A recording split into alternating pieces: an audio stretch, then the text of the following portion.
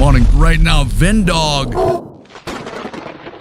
3, 2, 1. Access granted. Vindog Radio Live starts right now. Wow, we are positioned, and thank you so much, and welcome to another edition of Welcome Wednesday.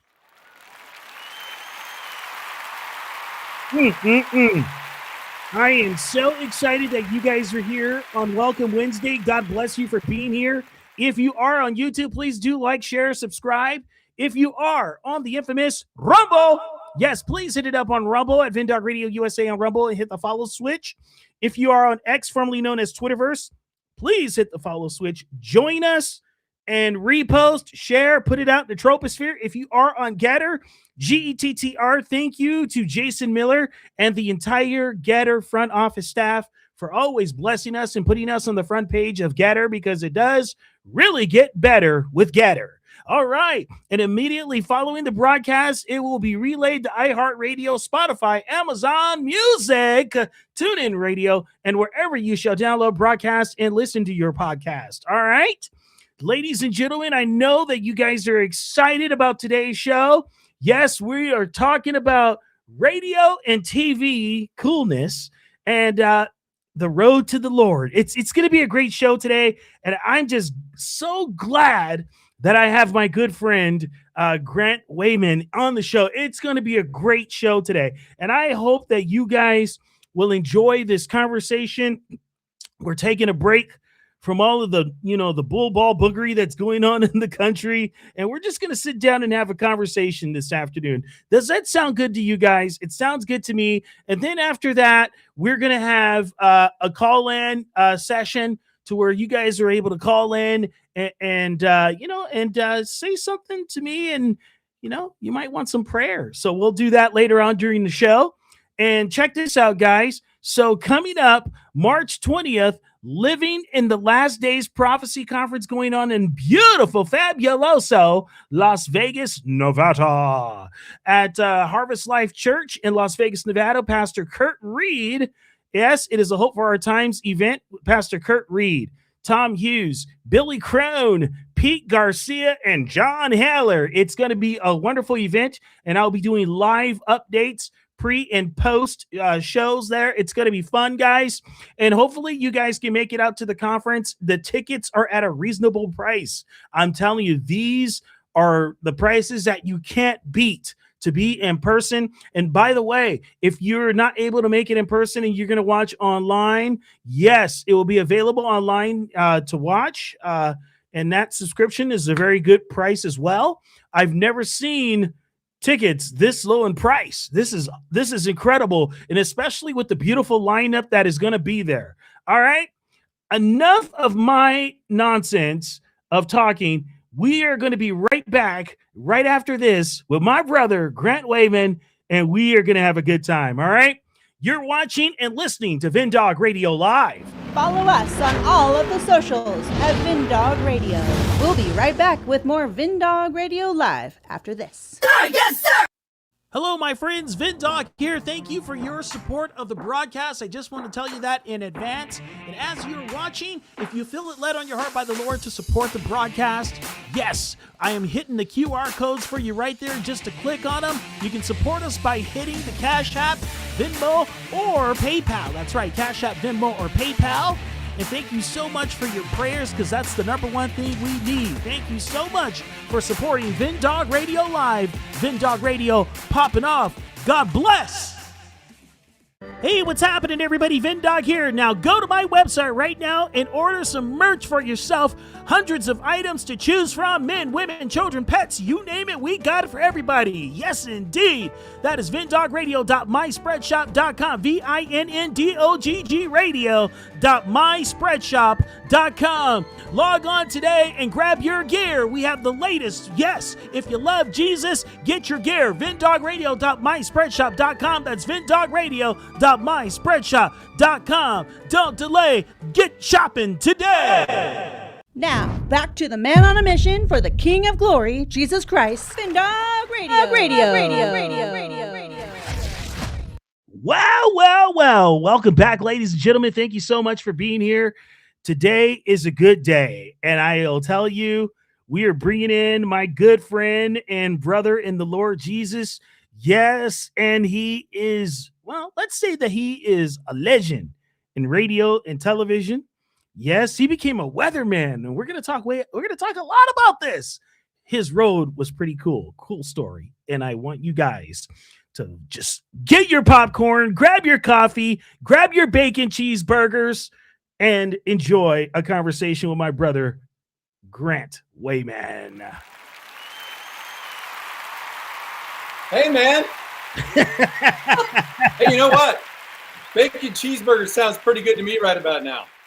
Dude, you know what? The next time you guys come out to the West Coast, to California, we got to go for one of those huge bacon burgers, man. Oh, sweet. Hey, I'm all over that. It's all about bacon, brother. Heck yeah. You know?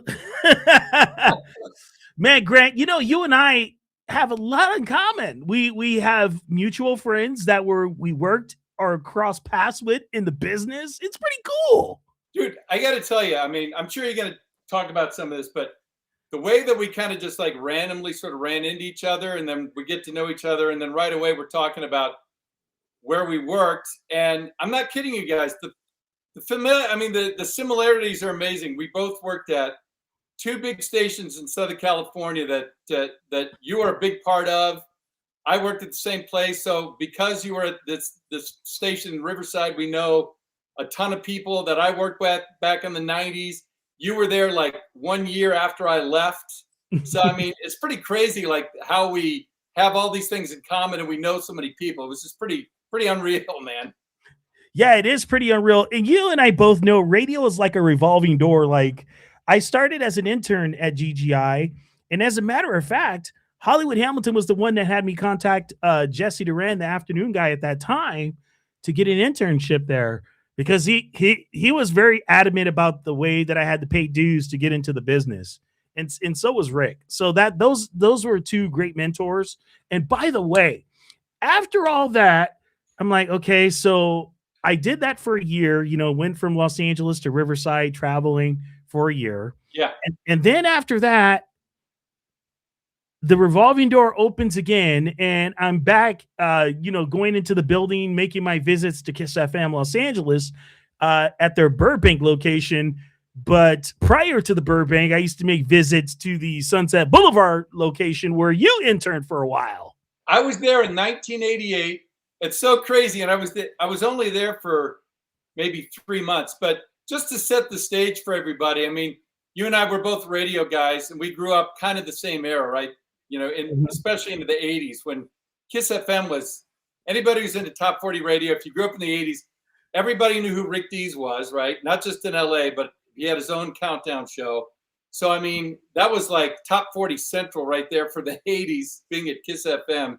So to be able to work there, I wasn't paid. I just had this unpaid internship in the promotions department. But man, I was 20 years old at the time. And at that time, it was like the coolest thing ever to go into Hollywood, go up into that building, and to be able to work, see the DJs doing their thing at this big station. So that was like a radio dream come true back then. And it was so cool. In 1988, I was still in junior high school, and I remember calling the radios. I was one of those radio nerds growing up. All right, I was too, man. I still am. I just remember I was in junior high in 1988, and I called Hollywood Hamilton. I used to bug that guy so much that they knew exactly who I was. You know how it is with radio. Oh yeah, like, you know, the personalities, the jocks, they all get familiar with who's calling in and who they want to use as ringers. And all of a sudden, his producer, Samantha Santiago, man, just a wonderful lady. And I remember her telling me, she goes, you know what? You're really good. She goes, and Sean wants you to be a ringer for the show. And I'm like, oh, man, really? Because I already knew what a ringer was. All right. That's how much I loved doing the radio thing and just, you know, just the art of it. And I was so into radio that I even knew about the engineering side of it, about the Clark family, who Oh, wow. innovated the FM sound the way that Kiss FM had it. And then, lo and behold, the government stole the patent from the Clarks. Go figure with that, right? Oh. So the whole thing is, so I kept on doing, ringing for Hollywood. Like he would have me request songs or introduce the top 8 at 8 countdown song or whatever. Yeah. And so I said something to the effect of that Bette Midler song that was horrible. And I was like, the wind beneath my tongue. Your wings. Yeah, I called it wind beneath my tongue, and Hollywood just starts dying. Oh, man. I said, from the crying Bette Midler from Beaches. Because remember that movie? That's the movie, right? Yeah. I was like, yeah, her and Barbie Hershey without a kiss. And and he goes, hey, bro, where are your parents at? So I put my mom on the phone, and he tells my mom, I want your son to come down to the radio station. I just think he has a great talent, and I want to bring him alongside and mentor him. Wow. And I'm like, dude, I'm like this 14, 15-year-old kid, man. Like, what? You know what I mean? Like, whoa, what's going on around here? Yeah.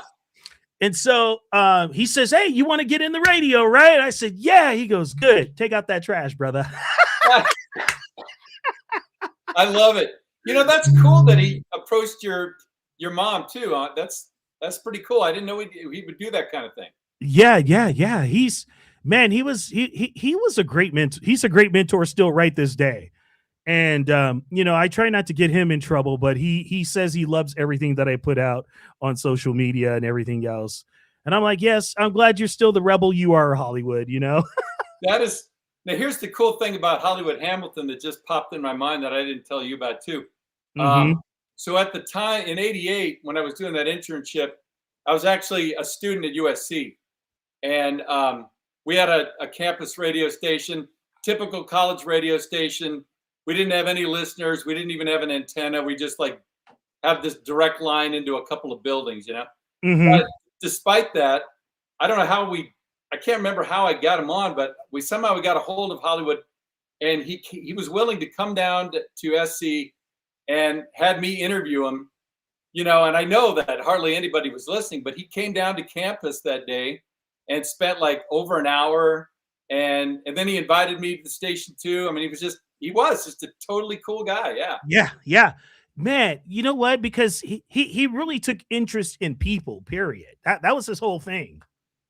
Well, and that's because you mentioned, just going back to those days and starting out, just how cool it was to have people as mentors, right? Older, guys that were older that were in the business that were willing to take people along, teach them stuff. I can't tell you how many people along the way from every place that I worked at where there was one or two guys that just, I owe a lot to, from KGGI days to all the way up to when I was on TV. Man, now I went into the vault courtesy of brother DJ Pat D. Oh, and man. I found a couple of things, guys, and I just want you to hear Grant on a Saturday night. 99.1 KGGI Saturday Night Hot Mix is brought to you by Club Metro and Riverside. Grant Wayman and Bo Corona here. Patty and the Jack Factory doing the mix. Need your suggestions now? 431-5991 or 1-800-950-5991. What do we got right now, Pat? We got some cut and move. Let's get serious. 99.1. 99.1 KGGI Saturday Night Hot Mix going on. Patty and the Jack Factory are doing it live. Bo Corona, Grant Wayman here tonight. I can't believe you found that. That's got to be I'm going to guess I don't know, that could have been 91, almost when I started. That is so, it's that is vintage stuff. Right? I don't even have copies of that. Oh man, I'm just waiting for a former listener, a listener that I had at GGI that probably recorded every talk break that I did when they were growing up listening to me in the early 2000s to come out with something involved like, hey, VidDog on your radio, 99.1 KGGI, the IE's hottest music. Boom. Oh no. I'm just waiting for that day. That is so funny. And by the way, just we heard his voice there a little bit, but just a little shout out to a guy named Bo Corona, who and He was when I started at KGGI, I was by myself for a very short time, and the night position opened up, the 6 to 10, which was a big shift. Oh, prime And time. and they teamed me up with Bo, so it was called Wayman and Corona. That was the name of the show. But I got to know Bo really well, and I haven't talked to him in a long time, but man, he was an awesome guy, and it was really cool to work with him too along the way. Yeah. It's funny, man, that all these radio rebels that we know. Yeah, I know. Oh, man, Bo Corona was awesome, man. I remember meeting Bo Corona back in 95. Okay. First time I met him, he was doing the Bo Corona street party. Love it. He was good at that. Oh, man. And he drew crowds. He had there were sometimes he had over 1,000 people show up at a street event in the 90s. See, Bo, the guy was a genius too, because I won't say where he worked just to hide his identity, because I know Bo probably to this day still has this identity. But by day, he had another job, wearing a suit and tie and all that. And then he became Bo Corona on the radio. But I mean, this guy was a genius, because he wasn't just, he talked on the air and he knew his music, but the guy knew the market. He knew the Inland Empire. He knew the market. He knew what songs would work, what wouldn't. Music directors would come to him. The guy was just a genius, So I mean, that's cool that he stuck around and was still doing it after I left. Yeah, he had the longest running old school show at GGI too, which was crazy. Oh wow. Yeah, the Bo Corona old school show. That guy had ratings that blasted into the troposphere. I'm like, dude, are these Nielsen numbers you have, bro? Oh, I tell you what, and that's another thing for people that aren't in the radio biz. I mean, it though, but the way, both TV and radio, the way ratings worked, just consider, and granted, we're older people, so, but back in the 80s, 70s, and 80s, even the early 90s, there wasn't a lot of competition, right? I mean, if you wanted to hear music, you listened to the radio. That was pretty much your only choice. TV, you had cable, that was somewhat limiting. And just imagine the competition now. It's not just TV, cable, radio, XM, podcast, your phone. There's just limitless competition now. So back then, you didn't have as many choices. So man, a TV show or a radio show could have a huge audience. I mean, they just probably won't ever get an audience like that these days, right? Because there's just so much competition. But back then, it's amazing how many people you could get listening. Yeah, I have to say that I was a part of a great run from 2000 all the way to 2011. Around 2004, KGGI actually hit the mark of having 1 million listeners a week. Oh, wow. Year. And that was hard because social media was starting to get big, starting to grow right then and there. Right. Like you said, things were starting to expand in different directions. And so I'm just like, wow, that's cool. And you know how crazy it is when you get one of those Arbitron plaques, Yeah. And I got one. Oh, way to go. Yeah, it was crazy. I'm like, what? I got an Arbitron plaque? No wonder why they told me to show up to the Christmas party. No, but it was so cool, man. Just, and I'm like, okay, I get to hang that on the wall. That's kind of cool. But no, radio was so fun back then. It was still fun. But now a lot of people are like, it's not as fun as it used to be. You got out right in time. I'm like, I figured. Right. I got to tell you, though, not to plug my own station here, but I got this little poster. Oh, there it is right there. I did start this. This has been something I've been wanting to do for a long time. Yeah, and I put it in the live chat through the link to your station. Oh, yeah. It's called ZFM, and it's a 70s and 80s station. But when you were talking about the fun out of radio and stuff, this is a station. It's an internet-only station, but you can. I've created it. I've purchased at this point like over 600 songs, and it's got the old 80s jingles. I bought jingles from this company called Jams, which did the Kiss FM jingles back in the day, and WLS Chicago and all that. So this has been like the coolest pet project, man. I got this station.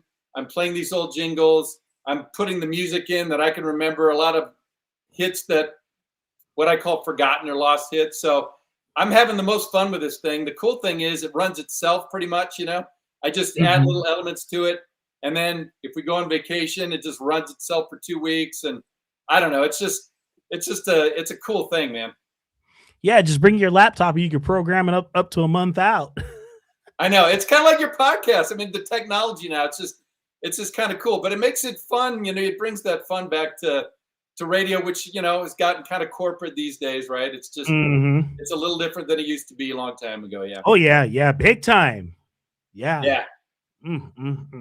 So you did your time in radio and then you made a switch to television. You know who did something like that? I think it was some guy by the name of Mark Christie. Yeah. Yeah. There was, I tell you what, he worked at GGI from what I hear. Oh, I didn't know that. Are you talking about, Mark Christie from KTLA? KTLA, yeah. Oh, I didn't know that. I know he sounds like he was a radio guy. Yeah. He was a GGI guy. I didn't know that. Yeah. Man. I had no idea. It was a great station, though. It still is to this day. The people that could come out of there, it wouldn't surprise me because even though we were in the Inland Empire, man, when it was about 92, 93, when we moved to Iowa Avenue in Riverside, and the biggest thing of all, the biggest change we made was this new transmitter, which was, I can't remember where it used to be, but they moved it way up on top of, practically up to Big Bear, which if you live in Southern California, I tell you what, that was huge because it reached, all of a sudden, we weren't just an Inland Empire station, right? You could get into Orange County, clear as a bell, and a good part of LA County. So we became pretty much like an LA radio station, right? Mm-hmm. That was cool. So your audience just could grow so much more. Yeah, that was awesome. Up at Heaps Peak for the transmitter. Yep. Yeah. So, but anyway, Mark Christie, I didn't know he did that. So that transition radio to TV, I know a lot of people have done it, but I didn't know he was one of them. And I got to tell you, when you've worked in radio, it's easier for us to transition to TV than it is for people from TV to transition to radio because we don't read teleprompters. We just go right off the cuff. Yes. I got to tell you, man, this is no joke. Even though, I was, my first job was at KGGI. I was a DJ. And then along the way, I worked in the Inland Empire at a new all news station so that I could learn the craft of, reading headlines and reading news, and worked up in the high desert. And long story short, eventually got into TV, but I could totally tell you that everything that I learned in radio, as we learned all the ad-libbing skills, no script, right? Yeah. That became huge for television because people that went from school right into TV, they didn't have that background. They were just writing stuff, and so to have that skill was so helpful in when I would write stories, it helped me to stay concise and to the point, and weather with the whole ad-libbing skills. So, man, there was a ton of stuff that I carried over from radio. Yeah, as a matter of fact. Oh! As a matter of fact. I'm going to prove to you that the transition for radio disc jockeys to go to television is such an easier transition than it is for the television personalities to come into radio. Watch this. Travel with the fam. I'm kind of a sleeper. So as soon as I get on the plane, I try to I'll read a book for 3 pages. It'll put me to sleep, and I'll just kind of doze as long as I can. What if somebody starts talking to you? Okay, so the talker thing.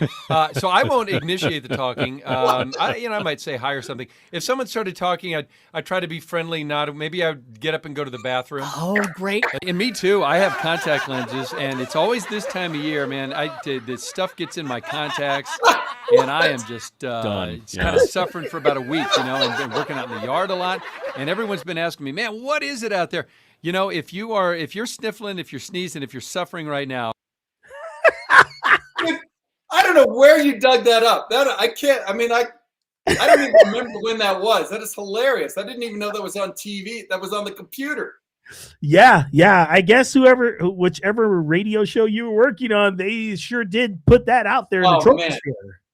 That is hilarious. I can't believe the stuff you dug up, man. I know, right? Oh, So the cool thing about our journeys is the people that we meet, the you know, the friendships that we develop, and then all of a sudden, years later, we all start to realize that, hey, we were kind of like on the same wavelength when it came to being believers and followers of Jesus. I'm like, what? yeah. What is? Yeah. I'm like, that is crazy. You Well, when I rarely saw- see that. I saw the back of your shirt. It's got the cross on it, I think. And I'm like, this dude's pretty cool, man. Oh man, I'm just like, wow, that's incredible. Yeah, because you know, brother Pat, man, he's a man of God for sure. Oh, no And doubt.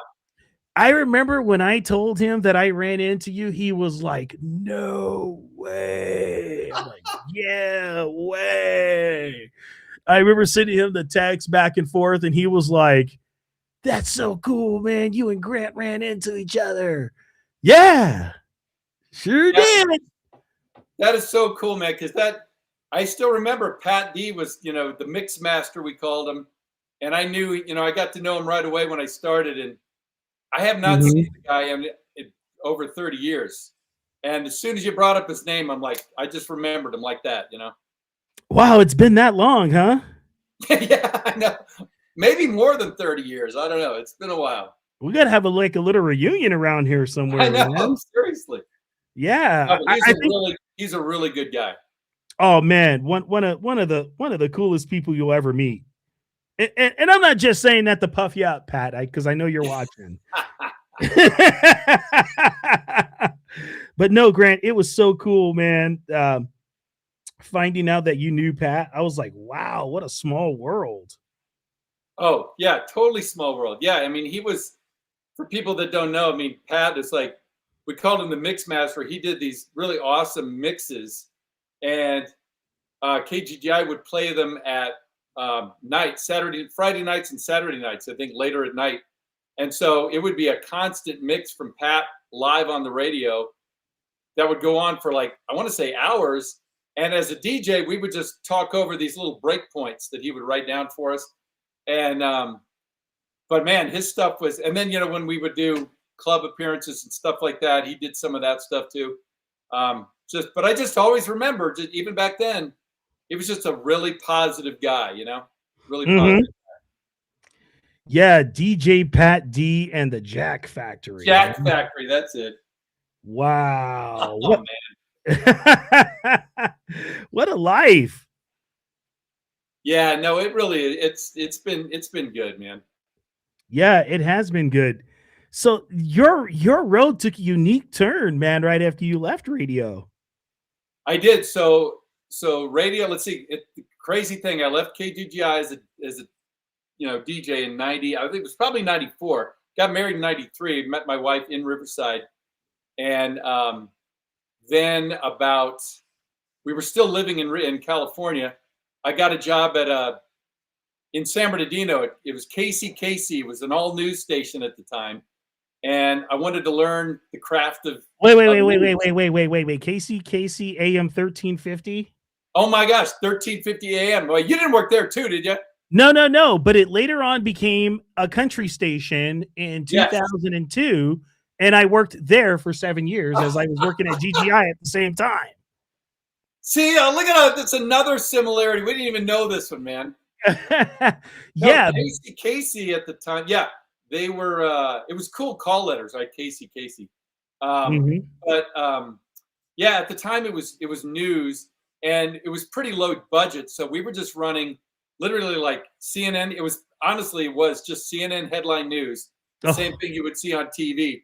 But it was like an audio feed, and we did little local news breaks at the top of the hour. But that for me, it was a chance to, like I say, try to make this transition into news. And then I did that for a year. Then I was driving up and down the Cajon Pass up to Victorville, where there was this real small TV station.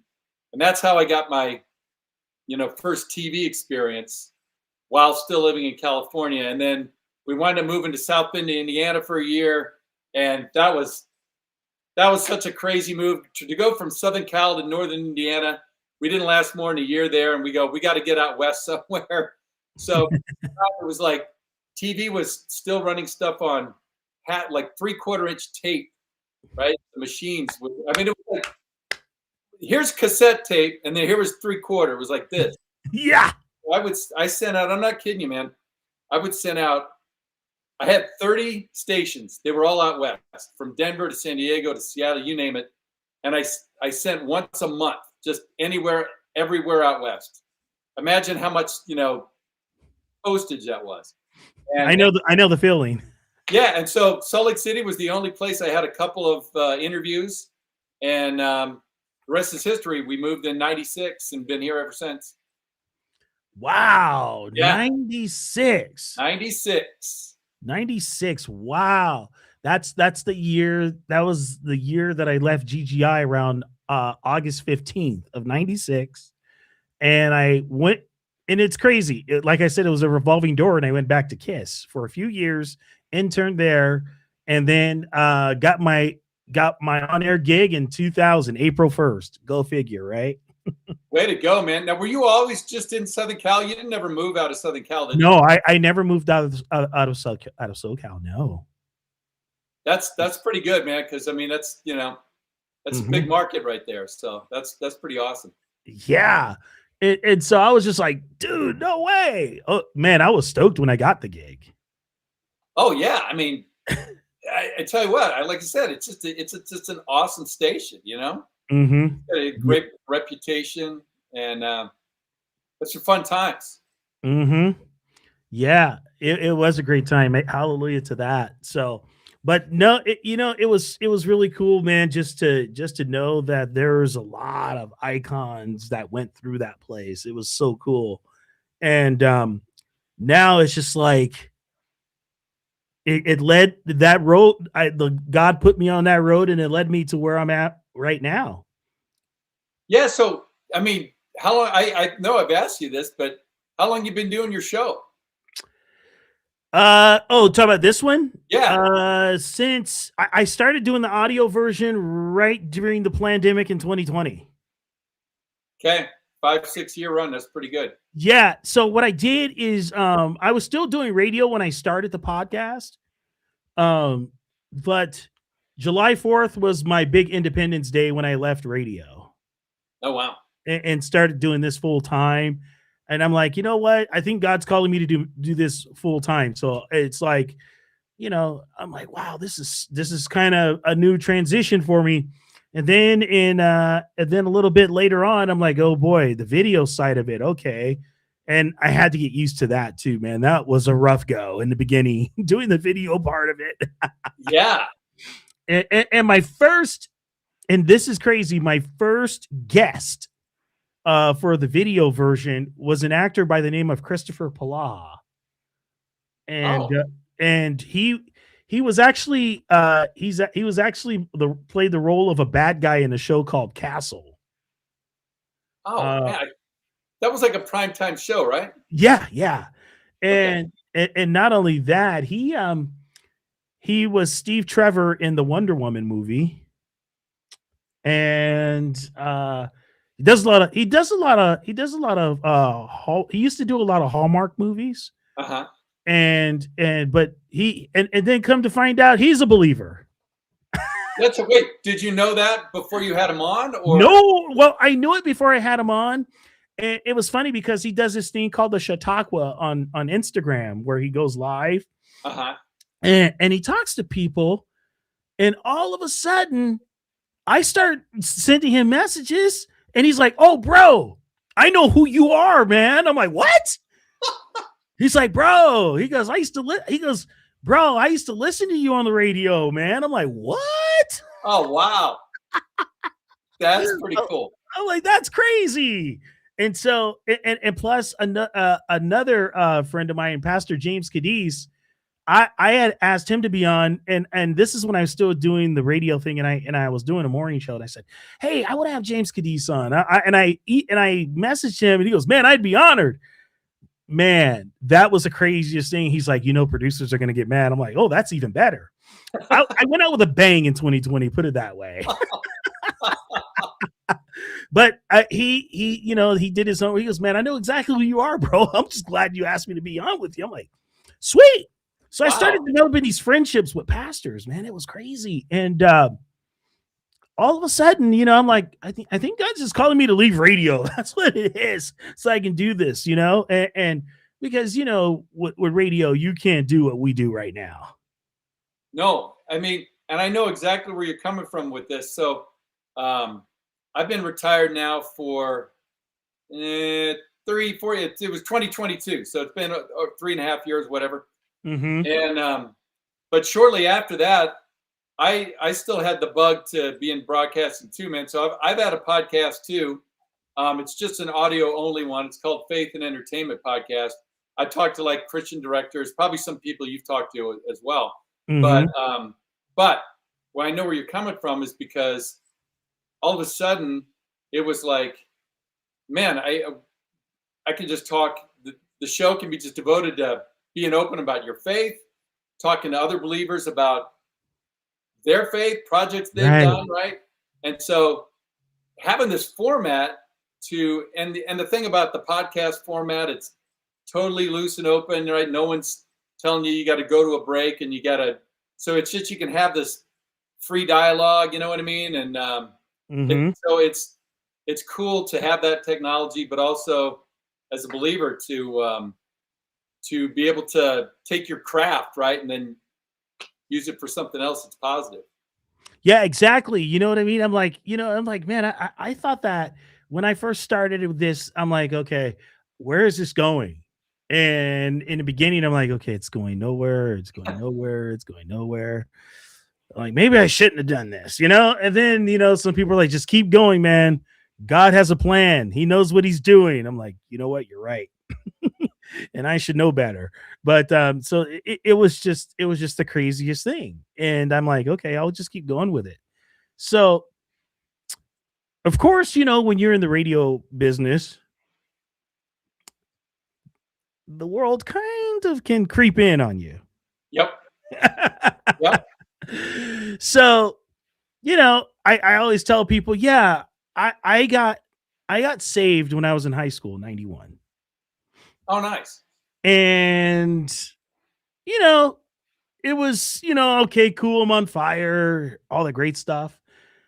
And then when I started getting a hold of all this radio stuff, I started kind of, putting my walk with the Lord on the back burner a little bit. And I'm like, that's not good. And, I became, it's, I guess it's the journey that the Lord lets you experience until you bump your head. Right. And so I was just like, man, this is incredible. That I'm still here today, but I got to tell you, I tell you, man, when you don't have the Lord in your life, man, it's just, ugh. That's all I can say. So you were in high school, you said, were you at was it like at some church event or was it a friend? Like what? No, it was on campus. It was an on-campus club that one of my buddies that I became good friends with, Shane used to lead. It was like a Christian lunch club. Oh, nice. And I got invited by him and some other guys and this other guy named Orlando. And I went to it. And I just remember this one girl named Trish, she was giving her testimony. And I'm like, wow, I haven't been through half the stuff she's been through. And she's walking with the Lord. And we're both like, 17, 18 years old, and she already had a hard life. And I'm like, I think this is the calling right now, and my friend Shane just broke it to me straight because he came from a line of pastors that were hard nosed. And he was like, do you know where you're going to be at the end of your life, bro? I'm like, and it's kind of cool that, you have someone that's your age presenting that to you. Oh, and I thought it was, I was like, I hope I can, go to heaven. He goes, how do you know that you're going to go to heaven? And I'm like, I don't. And that's when he just laid it out with the gospel on the table, man. And I'm just like, I think I want to make that U-turn right now, brother. Amen. Because I don't want to be with eternal punishment forever. No, thank you. Yeah, So, no, that doesn't sound good. no, not a good road you want to be on. No.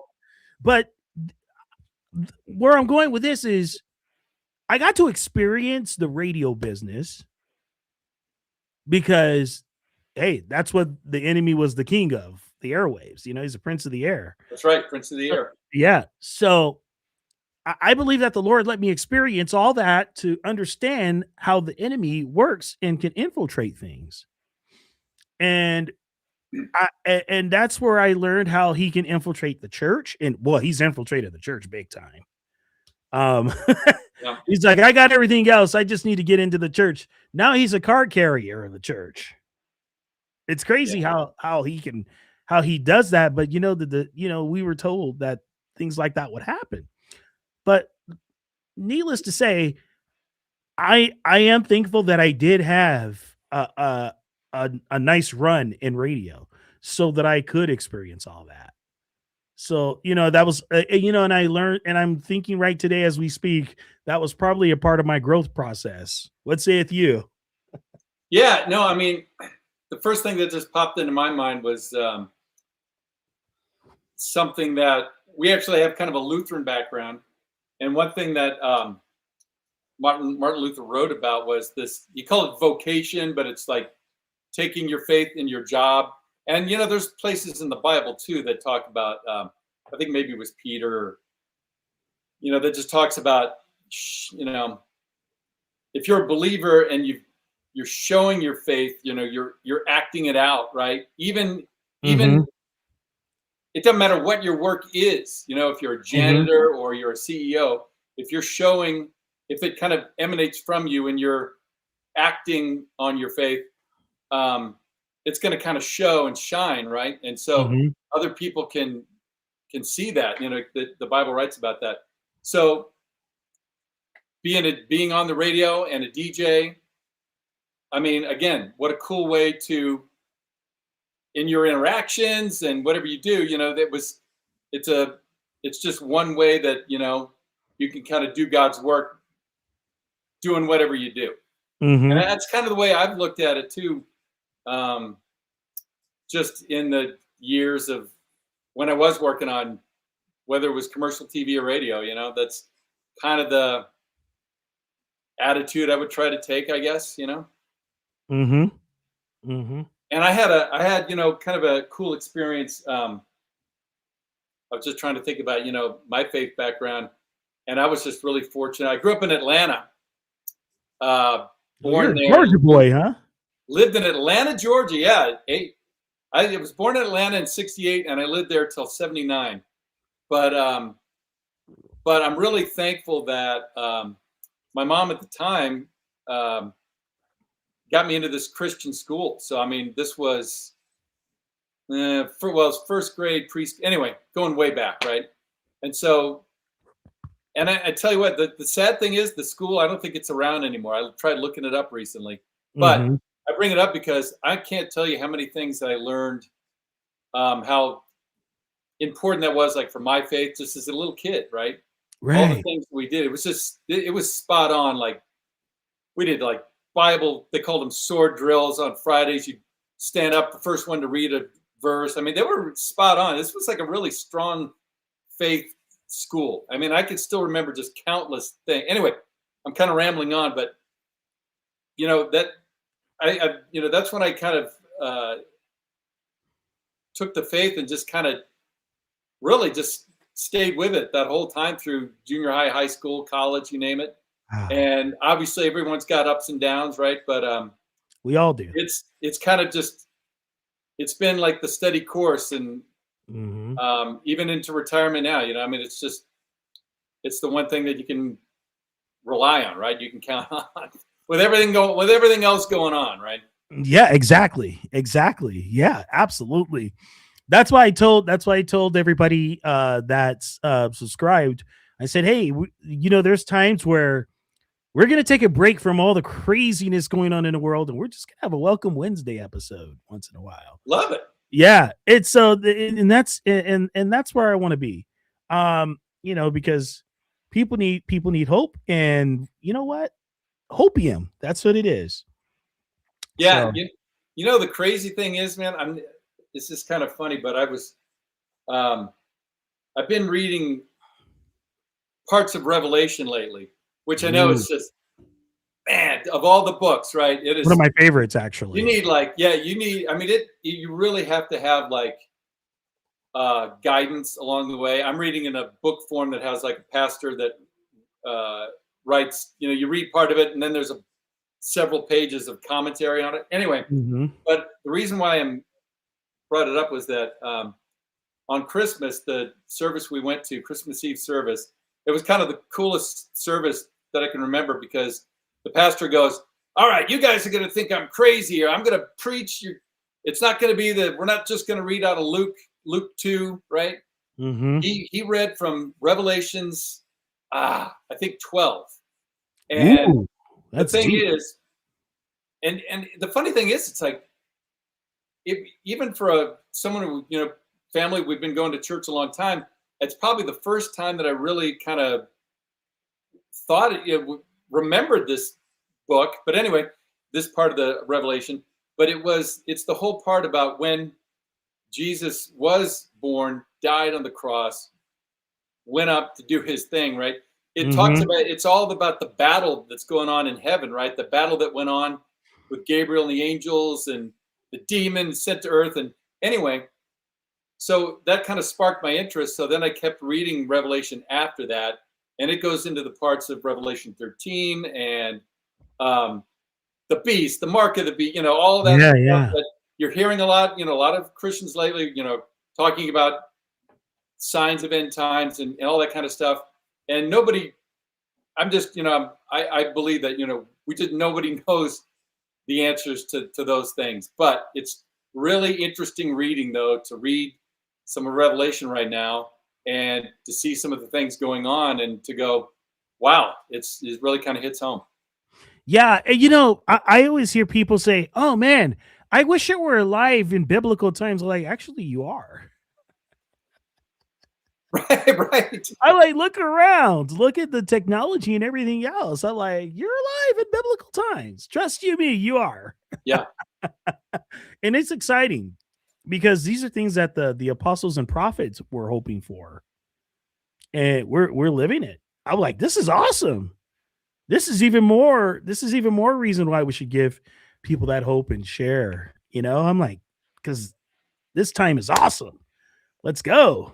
Yeah, no doubt. I mean, that's what you got to do. I mean, with the craziness going on, it's like, not everybody can just go out on a street corner and start preaching, right? Not everybody has that. No. But in some way, even if it's just a personal connection, whatever, somebody meet or talk to, it could be. We have a Bible study group, and we talk about this a lot, about just that planting the seed thing, and just things that you say or do. You never know, what kind of seed you're planting, on somebody later on the road. You never know. Oh man, and man, we will never know until that day. That's right. That's right. We'll never know. But you know what? It's exciting just to know that we're able to plant seeds. Yep. Oh man, I got to show you this. This is so cool. And this lady takes a lot of heat. Oh, the In-N-Out owner. Yeah. Dude. Oh man, In-N-Out, our favorite place, right? I mean, yep. There you go. The bottom of the fry, the bottom of the cup. Yeah. Oh, yeah. Wait a minute. I'm totally unaware of this. Is there been recent backlash? Yeah. She's like, I'm not taking the Bible verses off of our products. They've been there for 40, 50 years, right? Yeah. Yeah. And she says they're going nowhere. I tell you what, we were so excited when In-N-Out came to Utah. Now there's a bunch, but the first one, we didn't have one up until maybe 10, 15 years ago. Mm-hmm. And here's a funny story. We still have relatives in Southern California. So from Salt Lake, we would sometimes stop in Vegas because it's kind of the halfway point. And there's an In-N-Out right off the I-15, right near the Strip in Vegas. Yeah. And even if it was like 10:30 in the morning, we're like, we got to stop at In-N-Out because it's right there. Mm-hmm. So we would, Yeah. So that's kind of cool, man. I'm like, yeah. No, so I'm glad to hear that that the company's still, family run, and they're not going to back down. I love that. Mm-hmm. Yeah, and she's got a strong hubby behind her that won't let her back down. So That's good. Yeah. And he's one of those, I think he's a Formula One driver or something like that. But Oh, I didn't know that. yeah, but no, I think he's some type of race car driver. But man, Okay. he's as strong in his faith as she is. So that helps. Yeah, no, that's awesome. Yeah. Because sometimes it's easy to be, discouraged, especially when you have that type of status. Oh yeah, for sure. Mm-hmm. And I mean, the other thing that probably had a lot to do with that was the whole cancel culture thing, right? The social media thing. Yeah. If you get a group of people that start going on social media platforms and demanding In-N-Out drop this, you can kind of get the flames going a little bit, so to speak, and Yeah. and things can kind of get out of control. So Mm-hmm. Cool thing is, man, she did not bend. that's awesome. Yeah. And I'm like, awesome. Please. We might be going to In-N-Out tonight for dinner. I know. I'm like, okay, I'm going to gather up and yeah. Yeah. I think I'm going to have an In-N-Out marathon this weekend. That sounds good to me. Oh man. All of a sudden In-N-Out Burger becomes a sponsor. Hey, great for me too. That would be good. I'll take a 4x4 any day. Yeah.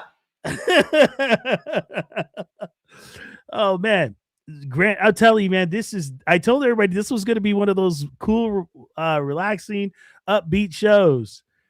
So I love it, man. Like I said, I just think it's kind of cool the way, just all these people we knew, and then to be both believers too, and seeing what you're doing, man. It's just really cool. You know what else is cool?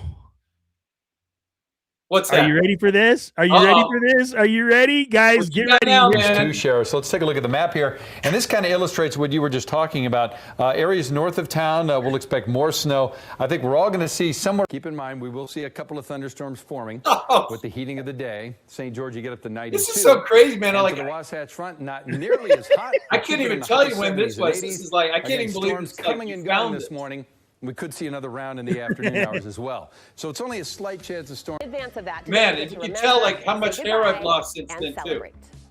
Let's start with Grant Wayman. Let's check in with Oh, now I know what that was. Forecast, everybody wants to know. Yeah, that was part of like my last day. I The think. storm yet. We've had some really strong wind gusts in the overnight. Maybe it kept you up last night. Are you going to be one of those guys you think still doing weather when you're 85, 80, 90, I don't know. 90 years old? I don't have to look into the crystal ball. I don't know I've about been doing that. this since I was 16. Now that we're starting to get some more sunshine out there. Oh, there's our old There she dog. goes. South of the Salt Lake City area. This is where it all There's Al happens, Roker. the center. That was in of the Atlanta action. with The Weather Channel. My New Year's resolution is to Oh, really wow.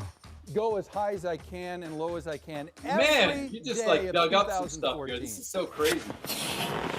Oh. Down right here, lower abdomen area. Right down here, right down You okay, Grinch? all transparent, if you know what I'm saying. Oh man, check that out. All I can tell you now is I just wish I had that much hair. Maybe at least half that much Oh hair. my Do you god. feel manly with the man bun? Yeah, right? You're tickling the ivories over there. Oh man. To let it show something like that. I don't know the words, but that's okay. Still can't sing, by the way. Too high, so I'm just going to stop right there. Travel safely. Oh man. I swear, all that stuff. I can't believe you dug all that up. That is like, now I think a lot of that was from like my last day, and they ran this kind of montage and stuff. Mhm. And Yeah, and you notice I kind of added to it a little bit. yeah, you did. Man. Oh man, that was so cool. I was like, wow, man, Grant, you're all over YouTube.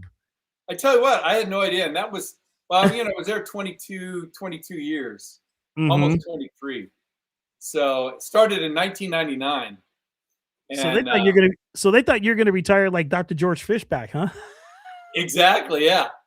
I tell you what, though, unlike Dr. George and some of these other guys, Dallas Range, Fritz Cole, these LA guys, I was the morning guy. And so, as you know, morning radio is early enough, right? That's like starts at like 6 or something. Yeah. I tell you what, TV, it became 4:30 in the morning, right? So 4:30, that was the time the show started, but I was there an hour before that or a half hour. So bottom line was I was getting up at 10 minutes to 3 a.m. pretty much every morning. I remember those days. And we had 2 daughters, and they were growing up. And so I didn't want to just go to sleep at dinner time. And, so the bottom line was you didn't get a whole lot of sleep. All those years I was probably getting 5 to 6 hours sleep. So you could only do that so long, Yeah, I tell you, man, radio does that to you. Yeah, that's the thing. It's people forget, like their favorite, whoever it is on the air in the morning, you got to realize, obviously, they're getting up way earlier. And morning shift, morning drive is the big slot. But, yeah, you got to get up pretty early. And so it totally changes things, The crazy thing is I used to love filling in for the morning show.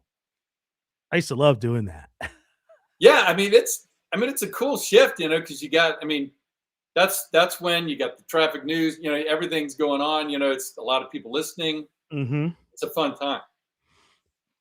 Yeah, morning drive, man, that was fun for me. I'm like, man, Vin Dog in the morning. Good luck, everybody. Yeah.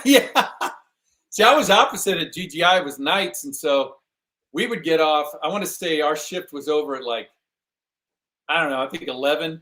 And this is crazy. When I was like 22, 23 years old, I can remember like going out to Del Taco afterward at like midnight or something. It's like, I can't keep doing that, man. That's,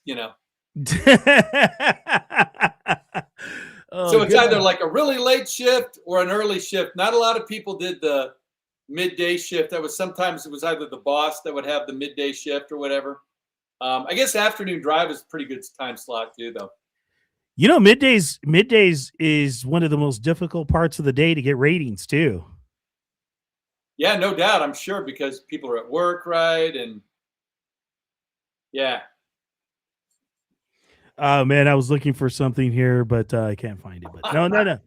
But no, I found everything I needed to find on all those videos you got over there, dude. In that audio clip that Pat D sent me, and I'm like, oh, I gotta cut that up and add that to the show. That is so hilarious that he did that, man. That he's got all that saved, because that's kind of cool, because I don't have. Back in the day when we were doing radio, right? In order to save your own, we called them air checks, right? And so we would have a tape cassette in this little machine. And so as a DJ, every time the mic would turn on, it would record. So that's how we as DJs could have our work, recorded. And, but anyway, all those tapes, all those KGGI tapes, I don't know if I might have 1 or 2, but there's probably a whole bunch that I don't have anymore. So Pat D sending that was like, that was like a gem, man. Yeah, no kidding. You know what? I think I probably have like 1 or 2 air checks, but I don't think they even play anymore. They're probably warped. Well, I don't even have a cassette player anymore, right? I would have to like find one of those, Oh man, and I'm pretty sure people would ask this question to us, since we did radio and we had to show up early in the morning when we did fill-ins or when we did marathon shows on the weekends and holidays. I bet you this question was always raised to us. What's wrong with you people? Oh, yeah. No doubt. Oh, man. Because I got to tell you, man, when I actually started KGGI, I was still at USC. So I didn't last very long when I first started because get this, I was, still a student, and I got hired in KGGI overnights, Saturday, Sunday overnights. We're talking midnight to 7 a.m. Oh no. Okay. So I'm student by day. Then I would drive from Los Angeles, downtown LA, to San Bernardino, over an hour's drive, do a whole shift till 7 a.m. Try to sleep for 10 minutes somewhere on a couch over at the station, then drive back in the morning, same night, drive back again to do the Saturday night shift. I was so gung-ho to get a job in radio. I thought I could handle it. And I lasted 8 weeks and I couldn't do it. And oh, wow. So I had to quit. And this guy, Larry Martino, was my boss. And he was to this day, absolute coolest boss, absolute great mentor. Mm-hmm. And so I told him I had to quit. I know he wasn't happy. But a year later, after I graduated, I moved back to Riverside with one goal in mind. I want to get back on GGI. And man, that guy gave me a break. He gave me just a fill-in job. But the cool thing about Larry was he would go over my tapes. And I'm not kidding you. He would type 3 or 4 pages of notes, critiquing every little thing that I did. And to this day, Vinny, I kept all of those things he said in my broadcasting career. Things about keeping things tight and don't use what we call crutches and just all these little things that just became second nature. Don't use that crutch. Don't say, don't do that. Right. All that stuff, man. I owe it to him. I really do. Absolutely. Yeah. I love those air check meetings, man. You can learn a lot. It can be exactly. Man, I remember I went into an air check meeting and I thought that I was going to get so plastered by the boss. And I was like, that was one of the worst air shifts I've ever had. And he thought it was great. That's the thing about doing what we do. It's like you kind of never know exactly sometimes you might think it didn't go well and it could be the total opposite. And it could be a humbling thing too when someone's you might have thought it was the greatest thing and someone could come in and say, you didn't do it, you should have done this. So you learned a lot. You learned a lot from those. Mm-hmm. Yeah, and it was crazy because I thought he was going to just go bazooka on me. And I just remember him sitting there listening. He goes, great inflection on all your breaks. I'm like, oh, thank you, sir. Thank you. Yeah. Thank you. You're like, I needed to hear that thing. He goes, what'd you think? I'm like, I thought the air check was terrible. He's like, no, man, it's really good, man. He goes, you don't understand. You got great talent. You can't teach this stuff. Yeah, I'm like, okay. That's awesome, man. That's what you want to hear. Thank you very much. Thank you very much. You've been very helpful. I'll try to be even better. I told him as I walked out of his office. He goes, you're going to try to get better? I said, yeah. See, that's what you want. Having people guide you along the way, man. It was just, that stuff it's pretty valuable, Yeah. Especially when you're younger and you're starting out. Yeah. And when I got hired at GGI, I had this KISS FM mentality, embedded in me, you know what I mean? And and everything has to be tight. The brakes have to be tight. Segues got to be tight. It was all of those things, and I'm like, that was a part of my learning process of radio. Oh yeah. The whole less is more thing. To this day, I'm bad at that. Sometimes I'll still ramble a bit, Mm-hmm. And well, I never obeyed the less is more part. Hey, that's okay. You're doing a podcast now. You can take as much as you want now. I was like, forgiveness before permission. There is that too. Oh man. It was funny because they would say, yeah, the break was a little too long, but man, it was so good. It was rich. I'm like, yeah. They're like, but can you do things verbatim? I'm like, what's that? Right. They're like, you know what verbatim means? I'm like, I do, but I just don't follow the rules because where I go, there are no rules. Yeah. Hey man, some people got their own style and that works, man, Mm-hmm. Yeah. Yeah. Requests and dedications. Oh no. And I was like, is anybody going to call in and dump their girlfriend or boyfriend on the air? And somebody actually did. Oh, man. Oh, Oops. Whoops. Careful what you wish for, because one guy got upset with me because his girlfriend dumped him on the air. Oh, man. I was like, I'm sorry, bro. I didn't know she was going to do that. It's live radio sometimes. You don't know what's going to happen. You know? Yeah. She's like, we're through. You're finished. I'm like, ooh. It's probably where they got War of the Roses from. Anyway, yeah. Maybe. Yeah, but no, it's pretty awesome though, Grant, man. And I'm just glad that you're still active and doing something, especially when you love it. You know, that's it, man. And like I said, I think we could be blessed by technology for one, right? I mean, I was telling you before the show started that, and again, if you're younger, it's kind of hard. You just can't really relate to this, but yeah, let's just say that it was 1994 and we retired and we wanted to do our own show. Mm-hmm. You could not do it unless you were in a big studio and had 10 or 20 people working behind the scenes to produce that show. It literally could not be done. And right. So now, man, it's absolutely amazing. You've got like this whole cool setup, and technology allows you to do it, to talk about what you want to talk about, right? And same thing with the radio stuff that I'm doing. You know, it's like you just couldn't do this a while back. So it's kind of cool now that we can be in this position to do it, you know? Yeah, and it's so cool too, because you can play like different sound bites from certain things that you couldn't play on the radio, and it's pretty awesome. I'm like, man, this is great freedom, actually. Yeah, it really is. And then just the idea of how, I mean, everything in TV and radio is changing now. How you get an audience now, it's all about through your social platforms, people that like your show sharing it, right? And so, yeah, please do, guys, share that. Share that. Speaking of that, yeah, please, that like thing, please, I mean, it's just, thumbs up. But it's just cool the way you can take your show and just, you know, let God take it and see where it goes, you know? Yeah, and I guess this is like my form of ministry, I guess. You know, it's kind of cool. Exactly. I'm like, man, God gave me the opportunity to do this. I'm going to take it. No, I mean, that's exactly it. Yeah. Yeah. So, okay. So you retired in 2022 from television. Yep. As the weather connoisseur. Yep. That was me. Yeah. And then you decided, hey, you know what?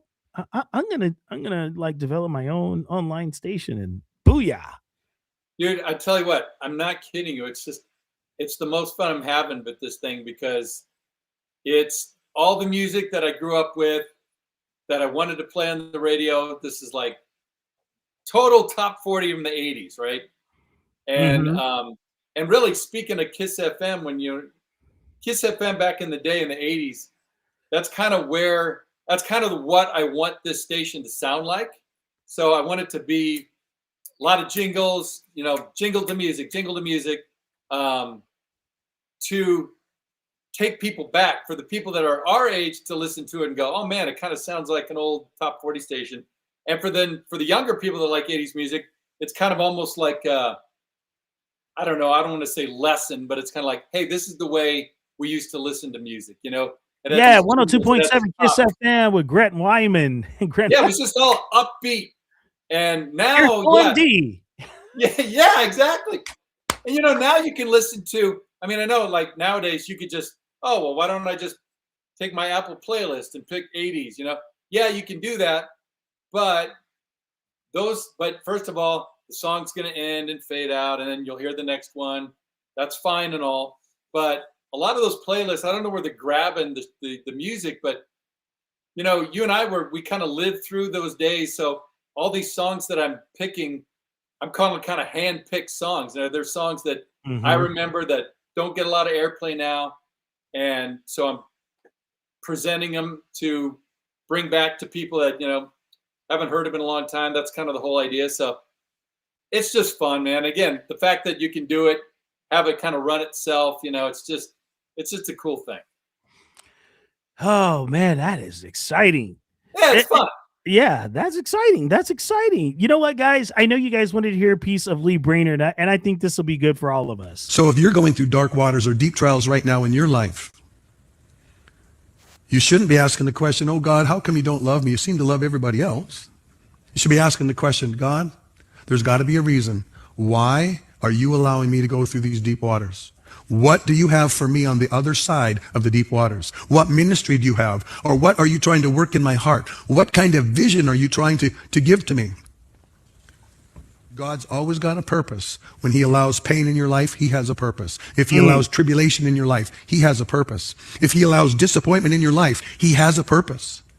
And once we can enter into the joy of trusting the sovereignty of God, and not the sovereignty of an arbitrary God, the sovereignty of a God who is love, the sovereignty of a God whose heart is filled with grace and mercy beyond measure. And when he allows these things in your life, it's because he's got something better for you in the future, something more profitable for you in the future, and this is the path. Wow. Wow, that's good stuff, man. Is that a pastor you know? He's known as the modern day Bible answer man. Oh, nice. Yeah. He's really good. Lee Brainerd. He's awesome. As you can tell, I became a stand-up disc jockey right now. Because that's what we used to do in radio. We would stand up and be jocks. Oh, heck yeah. There was no sitting down. No, man. We never had a chair when we were doing the radio show. I mean, there was always one provided in the studio, but we never used it. No, you couldn't because it's the energy, right? You had more energy when you were standing. You could move around, Mm-hmm. Oh, man, especially when I answered those request lines. Oh, yeah. I can't. By the way, speaking of that, here's another old school thing that's like crazy if you didn't grow up with this thing. But just I don't know if it was like this I can't remember when the digital technology came out, what year it was, because were you still using reel-to-reel tape when you were editing? No. Okay, well. Yeah, in 2000, that all changed. Okay, when we were interviewing anybody that we talked on the phone, there was a big reel-to-reel tape machine. I remember those. You had to have the skill of splicing, taking a wax pencil, splicing it, putting the tape together, moving the tapes around, and then to make little fine edits, like take ums and ahs out of it or whatever. You had to literally cut with a razor. I mean, I can't believe we did that. And you had to do it in 5 minutes or whatever. Especially if you're doing a contest. Exactly. I mean, like I said, I can't believe we used to do that kind of thing. Now, you got that Vox Pro, whatever, and do. But oh man, that thing is a genius invention. Oh, totally. Yeah. I used it in radio, and it was funny because when they got Vox Pro finally at GGI, and they're like, "You know how to use it?" I'm like, "Yeah, I learned at Kiss FM. Kiss FM's been having this since '97." That is a total lifesaver, man. If you were a DJ, no doubt. Man, Vox Pro is my friend. Put it that way. Yeah, and then when you can get really good at it, I mean, it's you can go so fast and edit stuff, and it's pretty cool. Yeah, a lot of tricks with Vox Pro. A lot of tricks. Yeah, and I learned them very well. So, man, Brother Grant, what's next up for you on your podcast? Whew. So, on my podcast, Faith and Entertainment, I've been taking kind of a break. What I'm trying to do, I'm trying to land 2 interviews. I'll have to look it up. I think there's going to be a movie. I think it's a movie it's either called Awakenings or The Great Awakenings. And forgive me because I don't have a lot of background on it, but I'm going to be talking to some of the producers of that movie. Oh, okay. And what else do I have? Well, they just have to go to your podcast channel and check it out. There you go. Just go to Faith and Entertainment because they'll know them better than me, right? Yeah. No, it's been cool, man. I mean, through that, I've talked. My favorite interview was my favorite author, and I think you know who I'm talking about, Eric Metaxas. Yeah. Yeah. And this guy's written so many cool Christian books. He's got his own radio show, but here's this one guy that I talked to, among others. But that's kind of what I usually talk to, like filmmakers and stuff, Christian films. Oh, right on. Yeah. Right on. That's cool. That's Yeah, cool. it's fun. Yeah, I'm glad you do that. I'm glad you do that. And Yeah, but like I said, man, I'm lazy. I'm just doing it on the phone. I don't have the setup like you got.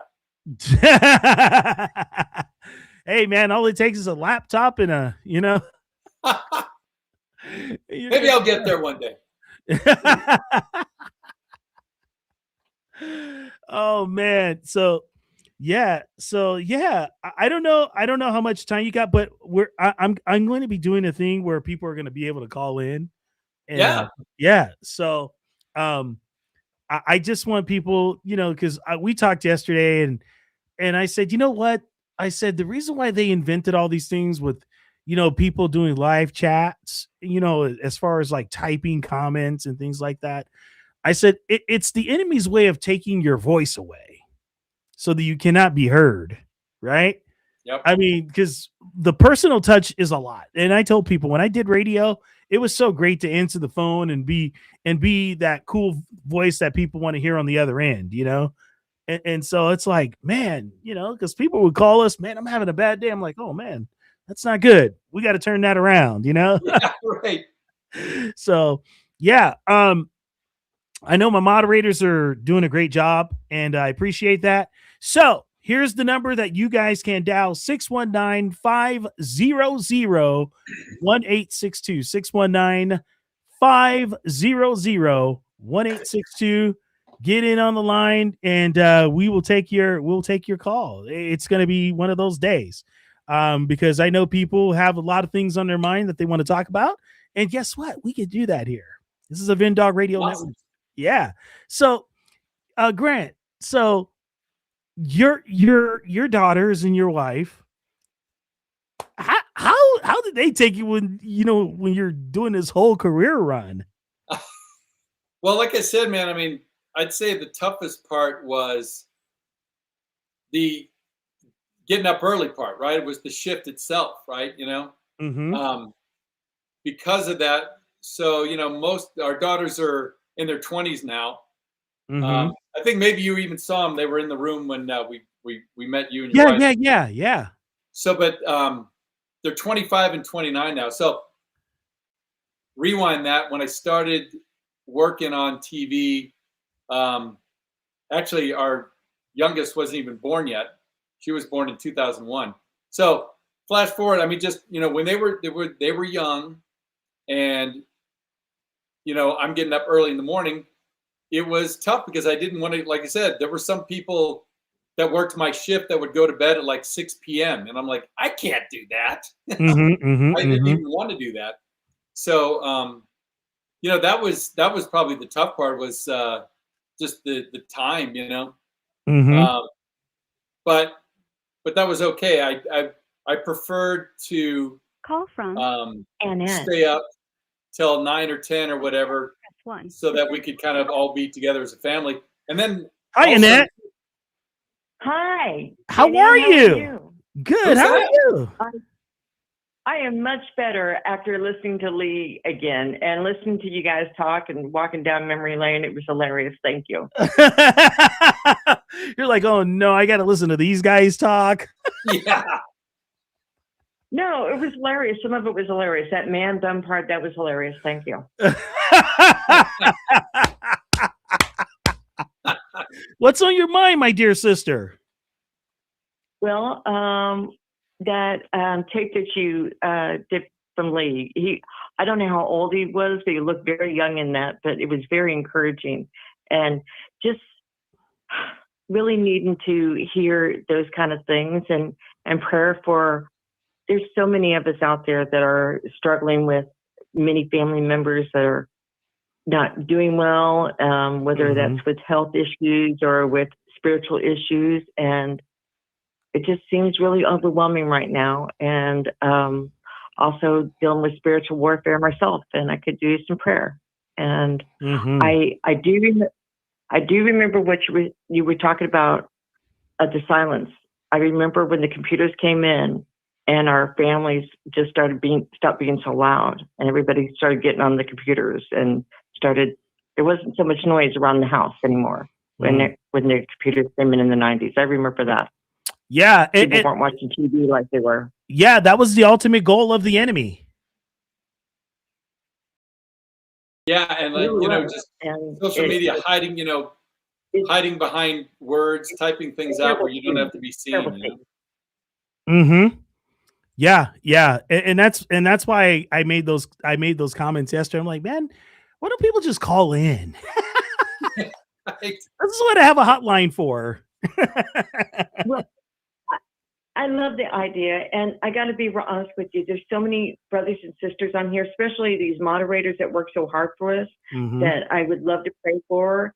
And I'm a bit of a prayer warrior, so I love to pray for Stacy and Coco and their families, because I know they are having some health issues. My daughter has health issues, so just lifting them all up in prayer and asking for the Lord God Almighty, who created the whole universe, to just work miracles in their bodies for His glory, and for us to proclaim His mighty name to those all around us. So that just their bodies will be healed, Lord, and glorify your name. In Jesus' mighty name I pray. Amen. Amen. And also just loneliness. It's tough, because the isolation, of not being able to get out and meet other people. I don't think we have the socialization that we once did, and I pray for that more and more every day. To have Christian socialization, because I live in Kansas, just outside of Kansas City. If you've ever been there by the airport, and I miss that Christian socialization, especially in the dead of winter when it's just frigid here, and nobody wants to go out. Yeah, everybody wants to stay indoors, right? Yes, they do. Yes. Yeah. I think Grant kind of knows where you're coming from because he's in Utah. So. Yeah. Although I got to tell you, I recognize that. Yeah, we're having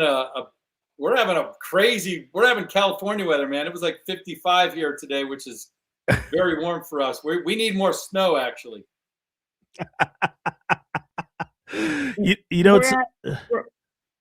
Where are you at in Utah? We're in the Salt Lake City area. Oh, okay. I used to live in Ely, Nevada. Oh, yeah. Yeah, we know where Ely's at. Yeah. That's a small town. It is. It's the most remote part of the lower 48 United States. It's 4 hours to the closest Walmart. It was tough. It was tough living there.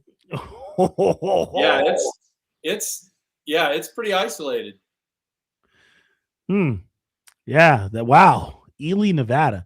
I used to hear about that place all the time. I think we went by it and we blinked and we missed it. Yeah, right. Yes, it is that small. Yes. Oh, there's so many stories I tell you about that place. It's hilarious. It really is. Your car breaks down there and you got to wait 2 weeks for the parts to get there. That kind of thing, So, that's how they keep the hotels full. Yes. That's and supposedly Stephen King wrote one of his movies about Ely, Nevada, and about the mines around Ely, Nevada. Oh. Hey, I don't know if you guys ever watched the Lucy and Desi Comedy Hour. There was an episode where they went to Nevada and then they went on this uranium hunt, and they went to Ely to try and find it. Oh, really? I didn't know that. Yeah. I was just thinking about that right now.